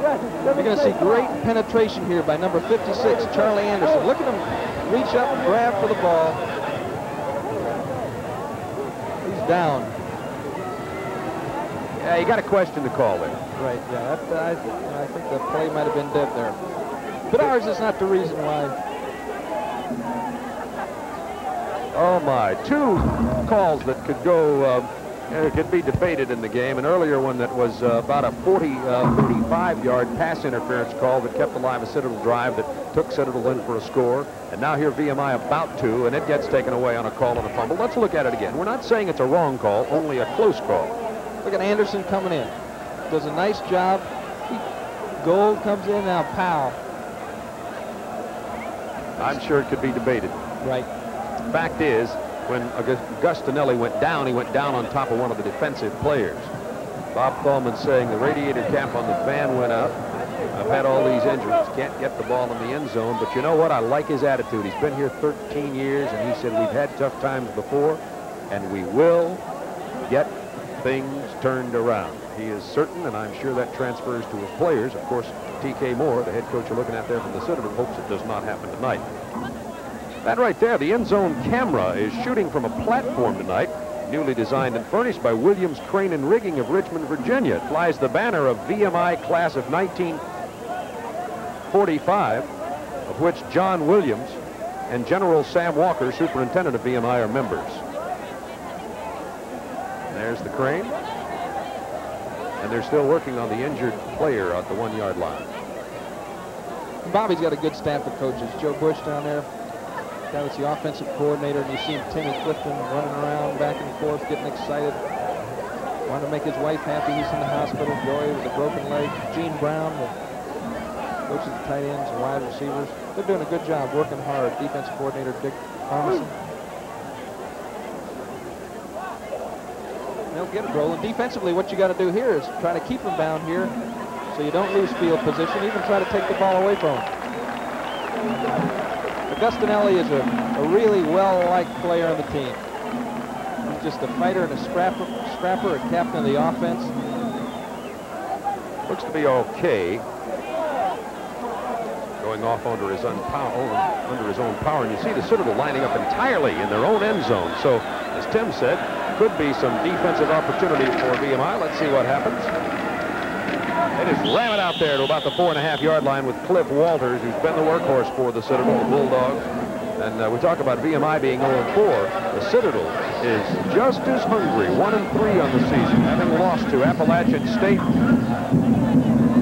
Yep, now Baker is back in a football game, and when you talk to Tom Moore, you can be assured that he'll throw the ball from anywhere on the field. Let's see if he'll throw it from his own 5.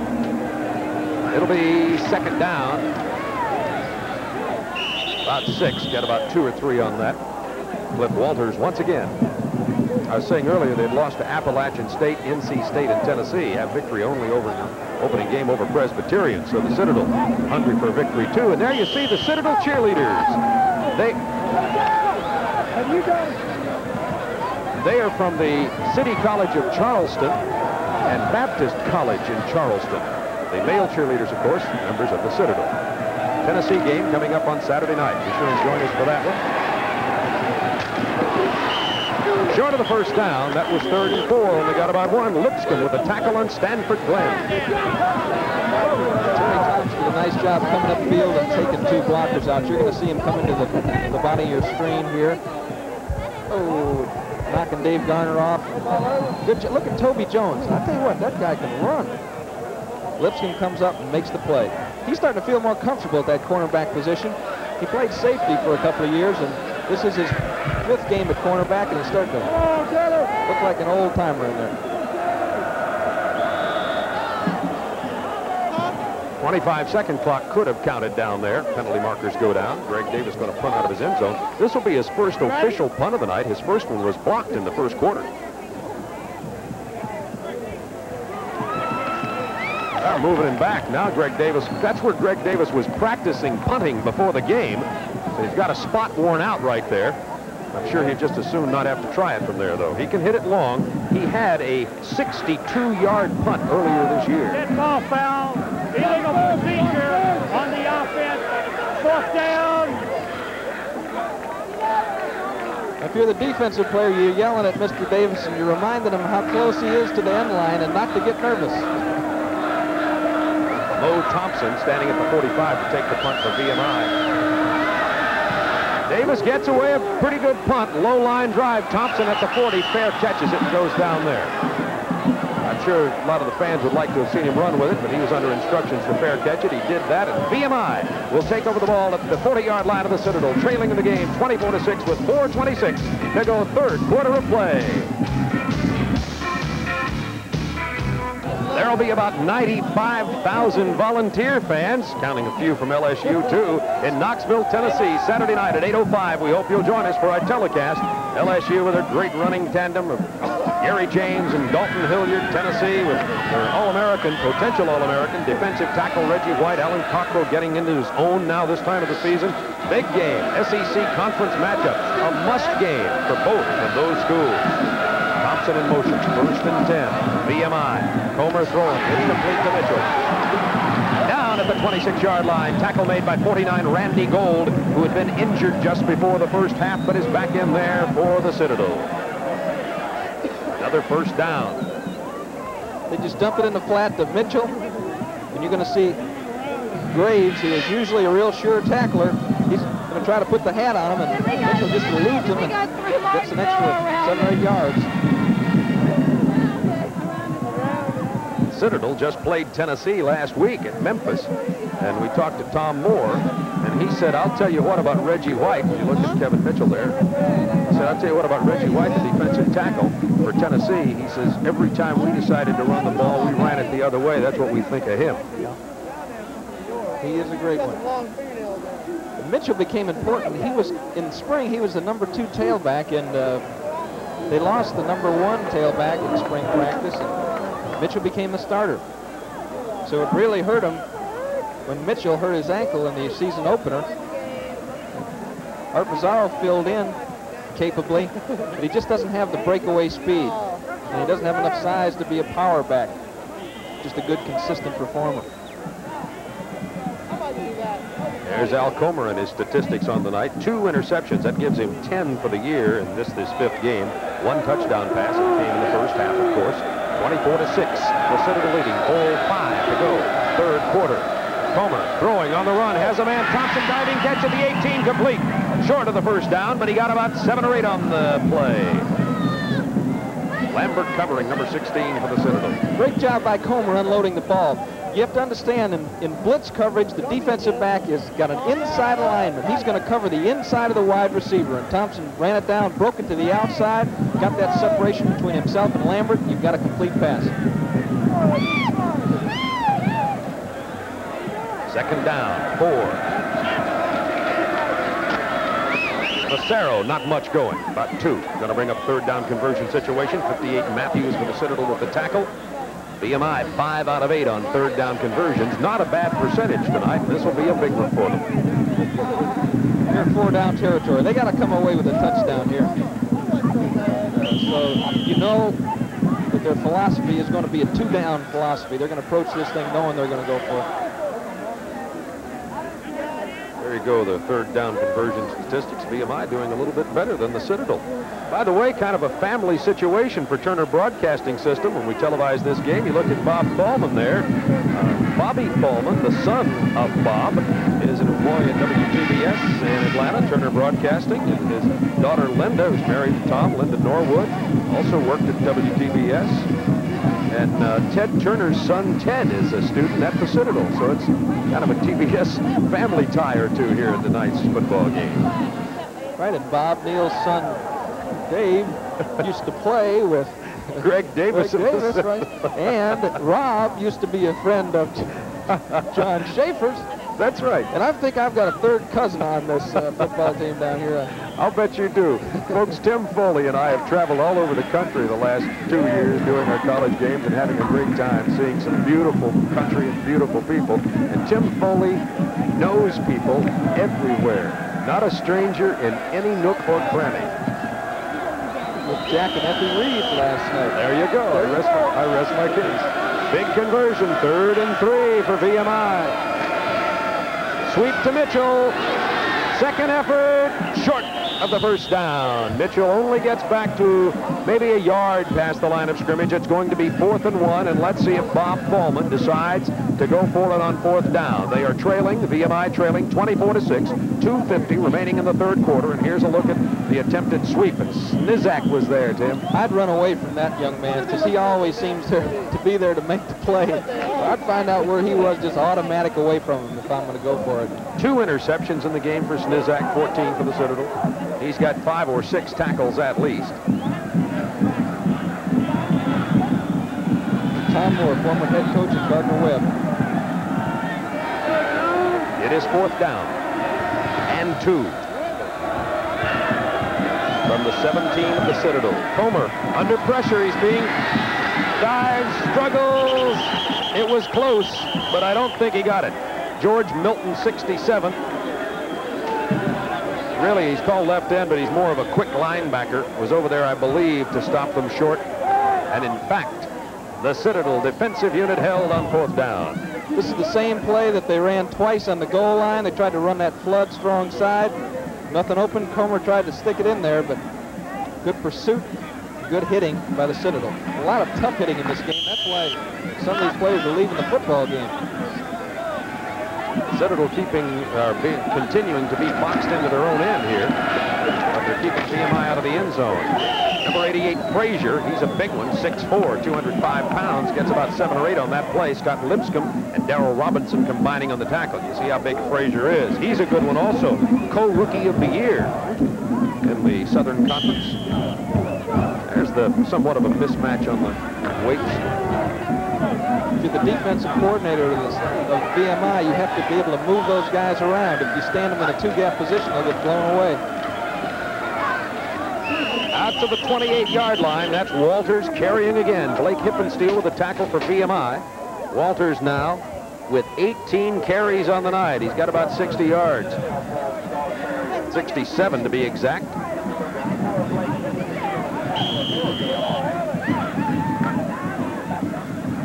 Let me mention again Frank Ladson, who left the game in the first series. He's really the leader of this VMI defense, and they've been struggling a little bit without him.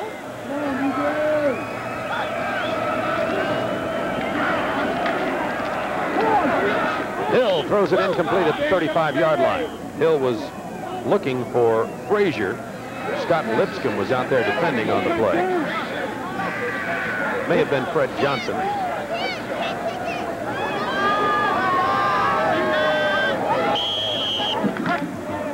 Good coverage there by VMI. Anytime that you can get the quarterback to hesitate and pant the ball, you've done your job in the secondary. Now the rush has got to be there. It'll be 2nd down 10. The Citadel from the 28-yard line. 1:03 to go, 3rd quarter. In motion goes Stanford Glenn. And they give it to Walters again to the 31-yard line. Goes Clifton Walters. Hippensteel tackling. Those two guys are getting to know each other. Hippensteel has 8 tackles on the night, and I'd say about 6 of them are on Walters. Watch this, 54 and 36.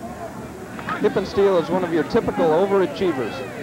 You know, not really big enough and strong enough to play at the position they've got him playing, but he puts those pads on, he's got that neck brace, makes him look big and mean, but he's just got a big heart. One of the co-captains. 3rd down 7. Hill from the 31. Almost picked off by number 2, Terry Thompson, covering 84, Bill West, but nothing gained there, and now the Citadel is going to have to give up the ball again. VMI had an opportunity at the 1-yard line to score, couldn't do it. Now have held the Citadel twice. It's a blitz situation. Thompson comes in late, makes a play. Davis take the punt snap at his 15. Shakes it off the right side of his foot and out of bounds. Not going to get much out of that. They're going to say it goes out of bounds at the 46-yard line. So once again, VMI with a good opportunity here inside the Citadel territory. Davis, a freshman punter. Still the 3rd quarter, not much time for 14 seconds, no time for one play. You've got a whole quarter left. And anybody that's been around football for very long knows that a lot can happen in 15 minutes, especially the way VMI has been moving the football. And remember, Comer can throw it and throw it well, as he's proven already here tonight. 5 defensive backs for the Citadel. Thompson in motion. Comer looks right side, runs out of danger. Throws on the run, going long, has a man down there. Incomplete at the 5. He was looking for 18, Billy Tilling, covered by Lash. Tilling really had to bat that ball down to avert an interception. Great defensive play by the receiver, Billy Tilling. And Lash is an interesting story. As we see this play develop. Lash 27. Just a little out and up pattern. Really, he's clearing it out. He's looking for the secondary receiver. He's not there, so he just fires it down the field. But Lash was a free safety. They converted him to cornerback. They lost a guy that just had been an exceptional performer, Albert Presley. They thought he was a pro prospect, dislocated his hip. Tell you more about that in a minute. Second down 10 from the 46-yard line. VMI with the ball, trailing 24-6. 6 seconds remaining, third quarter. 46 Massaro in motion. Comer's got time this time. Goes over the middle, but his intended receiver fell down. 85 Steve Pancham. Snizak was covering on the play. And I don't think Pancham has a catch as you look in this game. There's Bob Thalman. Pancham had 20 catches coming in and 0 so far tonight. We'll be back. It'll be third down 10 from the 46-yard line of the Citadel. The Keydets with the ball. Possession time in favor of VMI, but so are the penalties and so are the turnovers. And thus the 24-6 Citadel lead. Get ready for the pressure. Here they come, and Comer goes down. Number 65, Tariq Haddad, shot right up the middle. As Tim Foley warned you to watch for. I'm sure the VMI players knew it too, but just couldn't hold them out. When you get this kind of a blitz, you're just outmanned, and what you have to do as an offensive lineman is just block it like a field goal. Just throw your head to the inside and try to pick off 2 people. When you open that inside lane, it means nothing but trouble for the quarterback. Nelson is back to take the punt. It's almost blocked. It's popped straight up in the air by Zogol. Comes down at the 45 and is not going to roll far. This is only going to be, from the line of scrimmage, probably around a 10-yard punt. And the punting woes continue for VMI. 11 yards on the punt. People don't appreciate the importance of their special teams. Almost 25%, at least 25% of the game is spent kicking the ball in some fashion. A field goal, kickoff return, punt return. Make a lot of time in that area. I guess they don't call it football for nothing. They don't call it football for anything. Whatever I can say grammatically correctly there. From the 43 to the 45-yard line goes 32 Stanford Glenn, about 2 yards. Tackled by 69 Paul Tate. And we might mention, as we said earlier in the game, for VMI, they had an outstanding punter and, as a matter of fact, an outstanding cornerback, one of the leaders, a junior from Tazewell, Virginia, by the name of Bill Bowman, who did the punting. Bowman became injured, and thus the search for a punter. Hill, second down 9, runs out of trouble. Penalty marker goes down, as does Hill at the 50. Could be holding, as is often the case when it takes that long to get rid of the ball. The defensive backs for VMI are covering the receivers pretty well. Hill's had to wait a long time on many occasions. They're doing a nice job. Most of the time what happens is you curl it back out of the backfield, and if that linebacker is playing a zone, he'll drop 10 yards deep, and the ball is thrown in front. But these linebackers are jumping on the short receivers. Look at the hold on number 70 there. Got a little bit of red in his fingernails. Second down. At 70's a freshman, Scott Thompson from Atlanta, Georgia, for the Citadel. You know, the Citadel came into this game ranked 7th in passing offense in the nation in NC1AA, about 250 yards a game. Timeout situation there, and now the Citadel has only 81 yards passing. They've rushed the ball for about 140 yards, however, which is far above their average. All time for Hill. 2 receivers down there incomplete, out of bounds. May have been a route mix-up. There was number 7 Campbell and 32 Glenn down there at the same place. Incomplete. Coaches usually don't try to increase their odds of a completion by putting 2 people in the same area. Someone ran the wrong pattern here. They got mixed up fighting for it. 13-11 to go in this game. The Citadel leading VMI 24-6. The 43rd meeting, Military Classic of the South. The Citadel from Charleston, South Carolina. We're in Lexington, Virginia, home of VMI and, I might add, Washington and Lee University, just adjacent to this campus. Hill, still a lot of time. Going for everything. There's a man back there. Incomplete. Dropped by Scott Vaughn. Scott needed to catch that ball. I don't think Scott saw it until the last moment. I don't think he did either. He had turned his head and he was just running. He thought it was going to be overthrown, like a center fielder chasing a fly ball. And as he got back near the wall, he turned around. And I don't think he really had his eyes focused on it by the time it came down. Definitely catchable, but you don't work your way over on defense by catching off balls. You know that, don't you, Robert? Not since high school. It's been a long time to remember something like that for me. Here's Davis's punt. Pretty good one this time. Mo Thompson gonna fumble the ball. There's a scramble for it at the 23. The official who's back there says Thompson does maintain possession. And a pretty good punt off the foot of Greg Davis. That time, VMI ball. Did you see who almost covered it there? Snizek was right down there. That guy's around the ball. First and 10. VMI from the 23. Comer throwing on the run. Incomplete. Threw behind his intended receiver Thompson out at the 38-yard line. 12:40 to go in this ball game. Jim, it's time to start thinking about the most valuable players. As you look at some more statistics there, some players that have played well tonight, you got to look at on the part of VMI, who has the ball right now. Really, I can't really nominate anybody. Maybe Kevin Mitchell on the part of offense. Hippensteel looks pretty good defensively for VMI tonight. Mitchell, Comer. I think Comer's played well. I think he showed us some stuff. Mo Thompson has come up with some big catches. Hippensteel on defense. Toby Jones has been active. Second down 10. That's Thompson in motion. Comer. It's complete at the 30-yard line to 18 Billy Tilling, a gain of about 5 yards on the play, bringing up third down and about 5. And for the Citadel, a couple of players that you could talk about offensively. Cliff Walters, a couple of touchdowns tonight, and he's played very well. We've got to talk a little bit defensively for the Citadel about number 14, Rich Snizak, who's had himself a fine game. Clint Matthews, a linebacker, not bad. Matthews has played well. It's between Snizak and Walters. And whoever mother calls first, that's who will give it. Call us, there he is. Call 1-800. We should have a number. That's a good idea. Let's tell our producer, Mike Lardner. That's just one more thing to worry about. Maybe get in a long-distance line, and we'll take nationwide voting. I like it. Comer on third down. The pass is incomplete. He was looking for Massaro out here at the 34. Had he caught it, it would have been a first down. He did not. It is not. And Massaro is not very happy with the call on the part of the official, to say the least.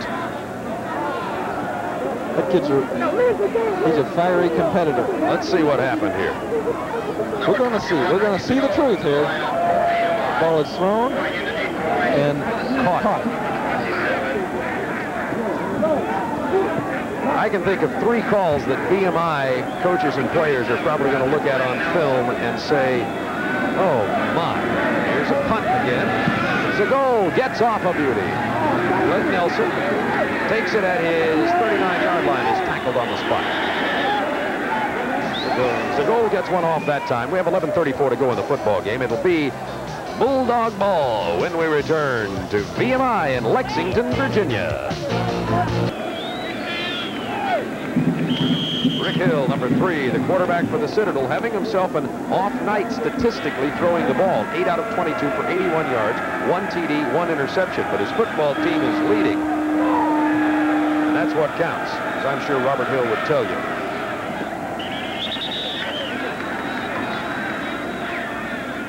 By the way, there was a penalty after that punt reception for interference with a fair catch, which is why the ball has moved all the way down here at the 45-yard line. That was Massaro with the penalty call. And the bottom line is winning or losing. We've done a couple of games, Maryland, West Virginia. Boomer Esiason had a big night throwing the ball. John English had a big night throwing the ball for Tulane. Had great stats, but their teams lost. Second down 10 from the 45 of VMI. Here's the tailback, 32, Stanford Glenn. He has stood up straight that time by 69, Paul Tate. Talk about players who've had good games. 69, Paul Tate hadn't played himself a bad ball game either for VMI. Tate and Hippensteel have been active tonight, the 2 linebackers for the Keydets. Well, Tate's one of those guys that'll look across the line at you and growl. He's a tiger. So the tailback who just carried the ball, Stanford Glenn, has 42 yards on the night, and the fullback has 70 yards, Walters. So the backs in that running game have really proved to be an asset to the Citadel tonight. Robert Hill Nothing. Goes about 5 yards back. VMI still ready to play. They have not given up, as that banner on the far side we showed you earlier says. Keydets never say die. They're trailing 24-6. Citadel about to punt. There it is. Neither do the Bulldogs.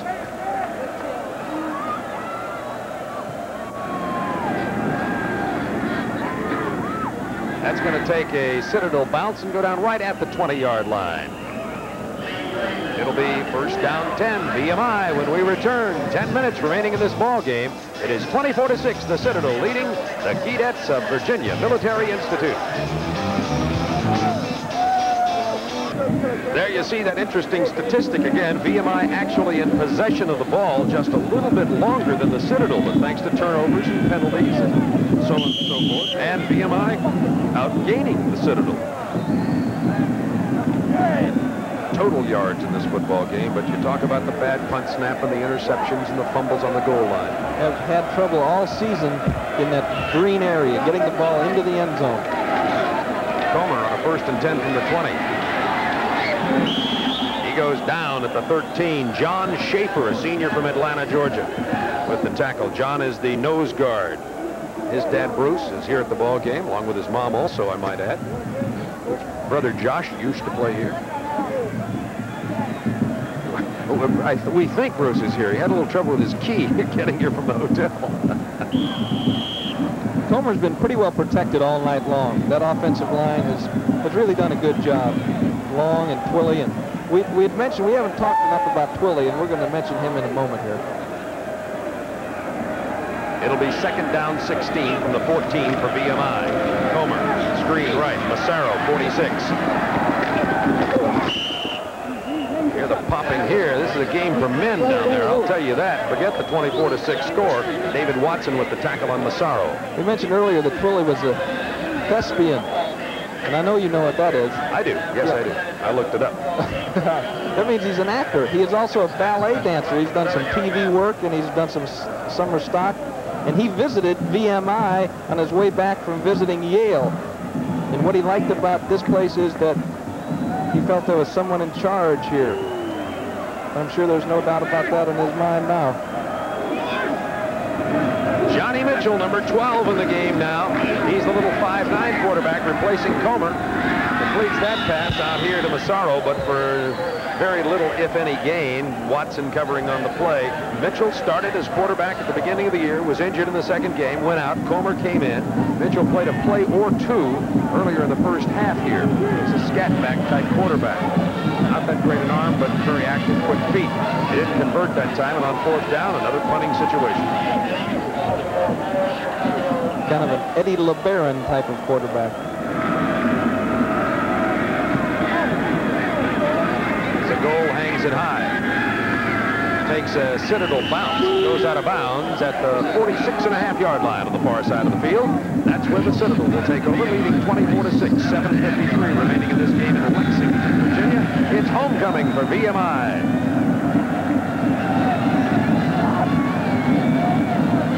If I was the goal, one thing I'd be concerned about would be protection. You know, those Citadel players are close each time to getting a hand on that football as it's leaving his foot.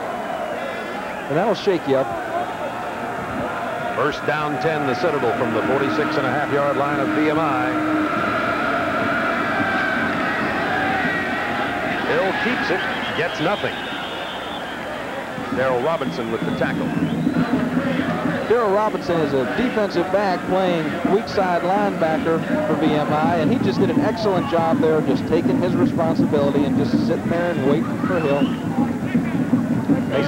He's a senior. He's never really been a starter, but he lettered a couple of times because he plays a lot in all the ball games. And you can see he's a good football player. Knocked down several passes tonight. Second down 10 from the 47 of VMI. The fullback Walters down to the 42, tackled by Lewis Rucker, the backup linebacker on the left side, sophomore from Bluefield, West Virginia. There's a look at a strong Keydet. There are the two mascots, the Bulldog from the Citadel and the Kangaroo from VMI. Ain't over yet, Bulldog. I heard the Bulldog bark. There's another team in the country somewhere named the Bulldogs. Here's Robert Hill getting sacked back here at the 48-yard line of VMI. Steve Palmer, number 70, first man back, and I just have to say it again. I don't want to take away from the Citadel victory here because they're leading 24-6 and obviously playing well. But VMI 0-4 and on the verge of losing this game too. These guys are not stopping their effort. Davis in the punt again. He's had a bunch of them tonight. Here's Thompson at the 23-yard line. We'll be talking about the most valuable player. We'll be making the announcement coming up here pretty soon. VMI's Blake Hippensteel is a candidate for it. We might say this Darrell Robinson that we were just talking about has not played bad.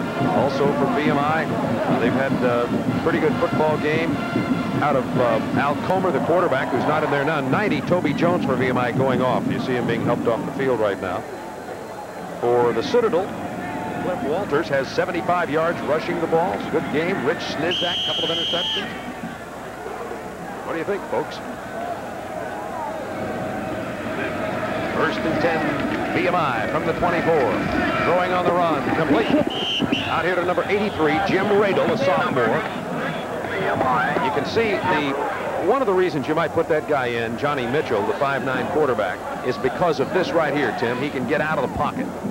A nice job here by the fullback and Mazzaro getting that linebacker on the ground that clears his vision, because being a kind of a diminutive character, he's got to be able to see that receiver. 5 defensive backs for the Citadel. Second down 1, VMI. Johnny Mitchell. Tough to throw it in there. Defensively now, here's what you're thinking.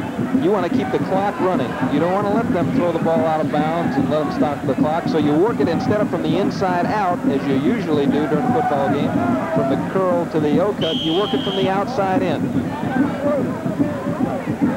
5:51 remaining in this football game. The Citadel 24, VMI 6. 2 receivers left, 1 to the bottom of the screen. Backs in an eye. Third and short. Good call. That's Massaro. And he gets the first down to the 40-yard line. Jesse Prelo with the tackle from Burton, South Carolina. Backup tackle for the Citadel. And they huddle up here in a quick no-huddle offense. I should say they line it up without the huddle. There's Massaro, number 46. He's been a workhorse since Mitchell was shaken up earlier. Here's Johnny Mitchell. Incomplete. Had a man open at the 45. It was Radel, but it was thrown a little above his head. You know, Tom Moore's got an interesting philosophy on recruiting, too. He came in here knowing that he was going to throw the ball, and he felt like he could recruit skilled players at the Citadel. He knew he could get a good quarterback and get some good receivers in here if they put the ball, good grief, that's an interesting looking shot, if they put the ball in the air a lot. Mark Goldsmith, by the way, is directing tonight. We'll blame and/or credit Mark for that call. Here's Johnny Mitchell at the 30. He just had nowhere to go. That was Campbell, Rick Campbell, 48. He was back there all over it.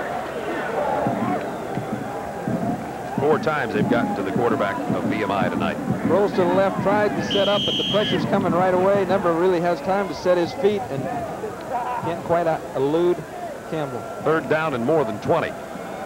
Going long, nobody there. It's intercepted by 27, Lash. And Lash goes down at the 45-yard line. Johnny Mitchell just overthrew everybody, and the Citadel takes over inside VMI territory. I'm sure he expected Mo Thompson to run that corner out, and Mo just kind of hooked it up deep to the outside. Miscommunication ended up in an interception. Third interception of the night for the Citadel. Lash has 1, Snizak 2.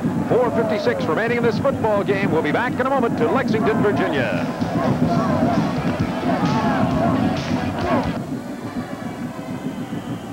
The Citadel huddling at the 45-yard line of the Bulldogs. At the line of scrimmage at the 46.5 of VMI. First down 10. Citadel leading 24-6. About 4 or 5 yards right off left guard. That's Cliff Walters hammering it in there again. Walters having himself one of his better nights in his career here, running the football.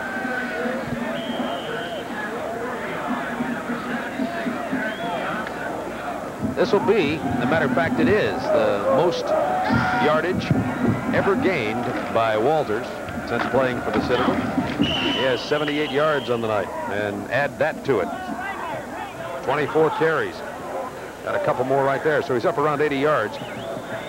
He'd be a candidate for MVP, too. Snizak defensively for the Citadel and Walters offensively for the Citadel.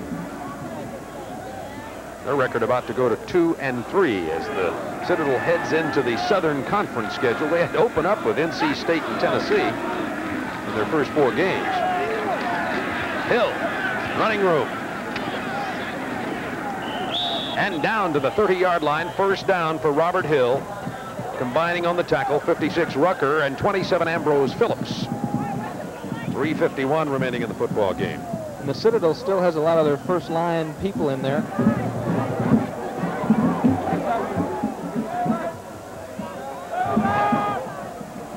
First down 10 at the 31-yard line is the official line of scrimmage on this play.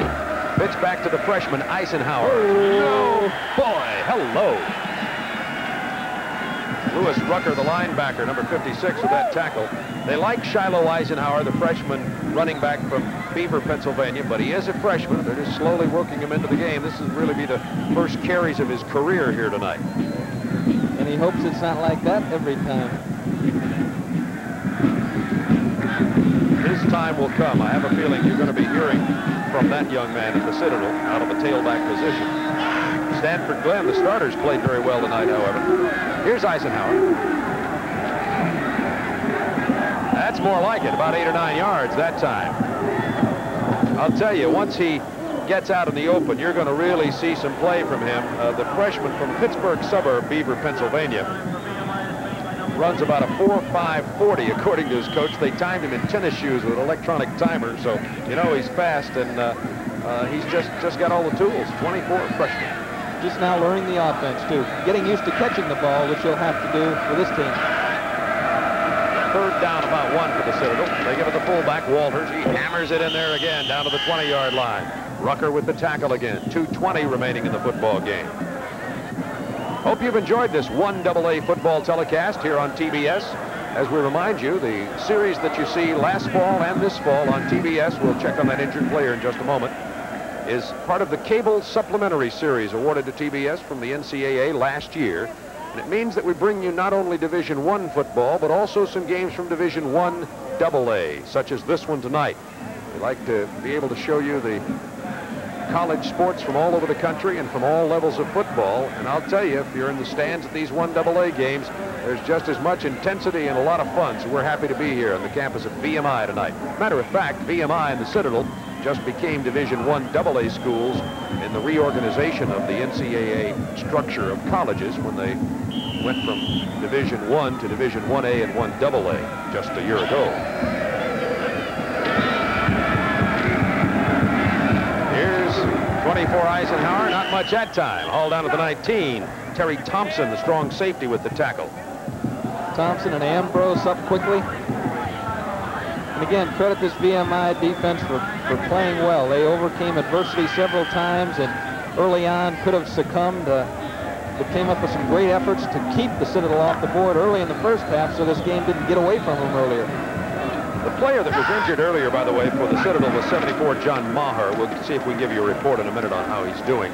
There's Eisenhower again. He's getting a workout. This is a good opportunity. I'm sure T.K. Moore is glad to have the opportunity to be able to give the ball to Eisenhower some here late in the game. And I think if you're going to play this kind of football at this level, when you've got, there's Blake Hippensteel. He's where is he in the? He's in the 54. Back there, number 54. He's had a great game, done a super job. If you're going to have the kind of academic requirements that these two schools have, I think you almost have to go to throwing the ball. You're going to be hard-pressed to find a lot of 260-pound linemen. There's Eisenhower on a 3rd down and 6 with only about 2 yards. That are civil engineering majors. You know, you're going to find some of them, but you're not going to find a lot of them. There's Rich Cisner.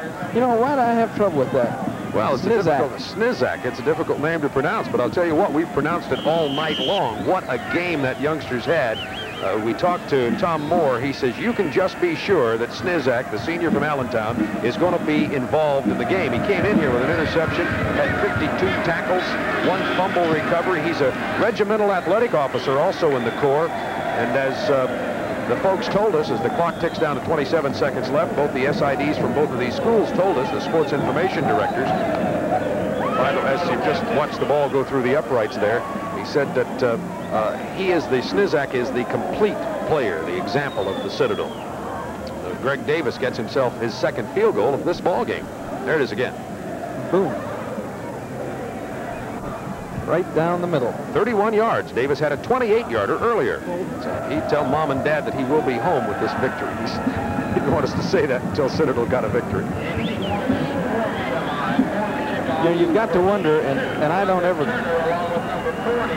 I figure this, these coaches get paid to make these decisions, and I'm sure that Tom Moore wanted this victory. It would be a shame, though, if he lost the starter this late in the game by leaving him in. And the score is now 27-6. Just a super effort on the part of both teams, I think. Showing a lot of courage. They got those cadets down in the end zone. I guess they do a push-up for every point that they score. There's a happy group of guys. Both these teams, there they are. Even got the ladies doing it. Look at those triceps on that girl there. There you go. 27 times. And they don't mind at all, I'm sure. That's from the Citadel up from Charleston for homecoming weekend here at VMI.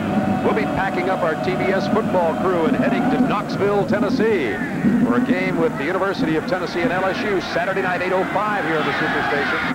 That's Massaro getting it out here to the 35-yard line. Clock down to 20, 19, and counting. They'll stop the clock at 18 while they change teams, and VMI will have an opportunity for another play to happen here. So we'd like to thank everybody that's helped us so very much, the coaches from both schools, Dwayne Dupron, who is the Sports Information Director for the Citadel, and Mike Strickler, the Sports Information Director for VMI, and their staffs and all the folks. Great help from these 2 fine military colleges. Here's Johnny Mitchell. Oh, my, out to the 38, clock to 9, 8, and counting down to 6, to 5. VMI hustling till the last second, trying to get a play underway. They're not going to get it off. And the final score, the Citadel 27, VMI 6. And we'll be back to wrap up this ball game for you in just a moment from Lexington, Virginia. Stay with us.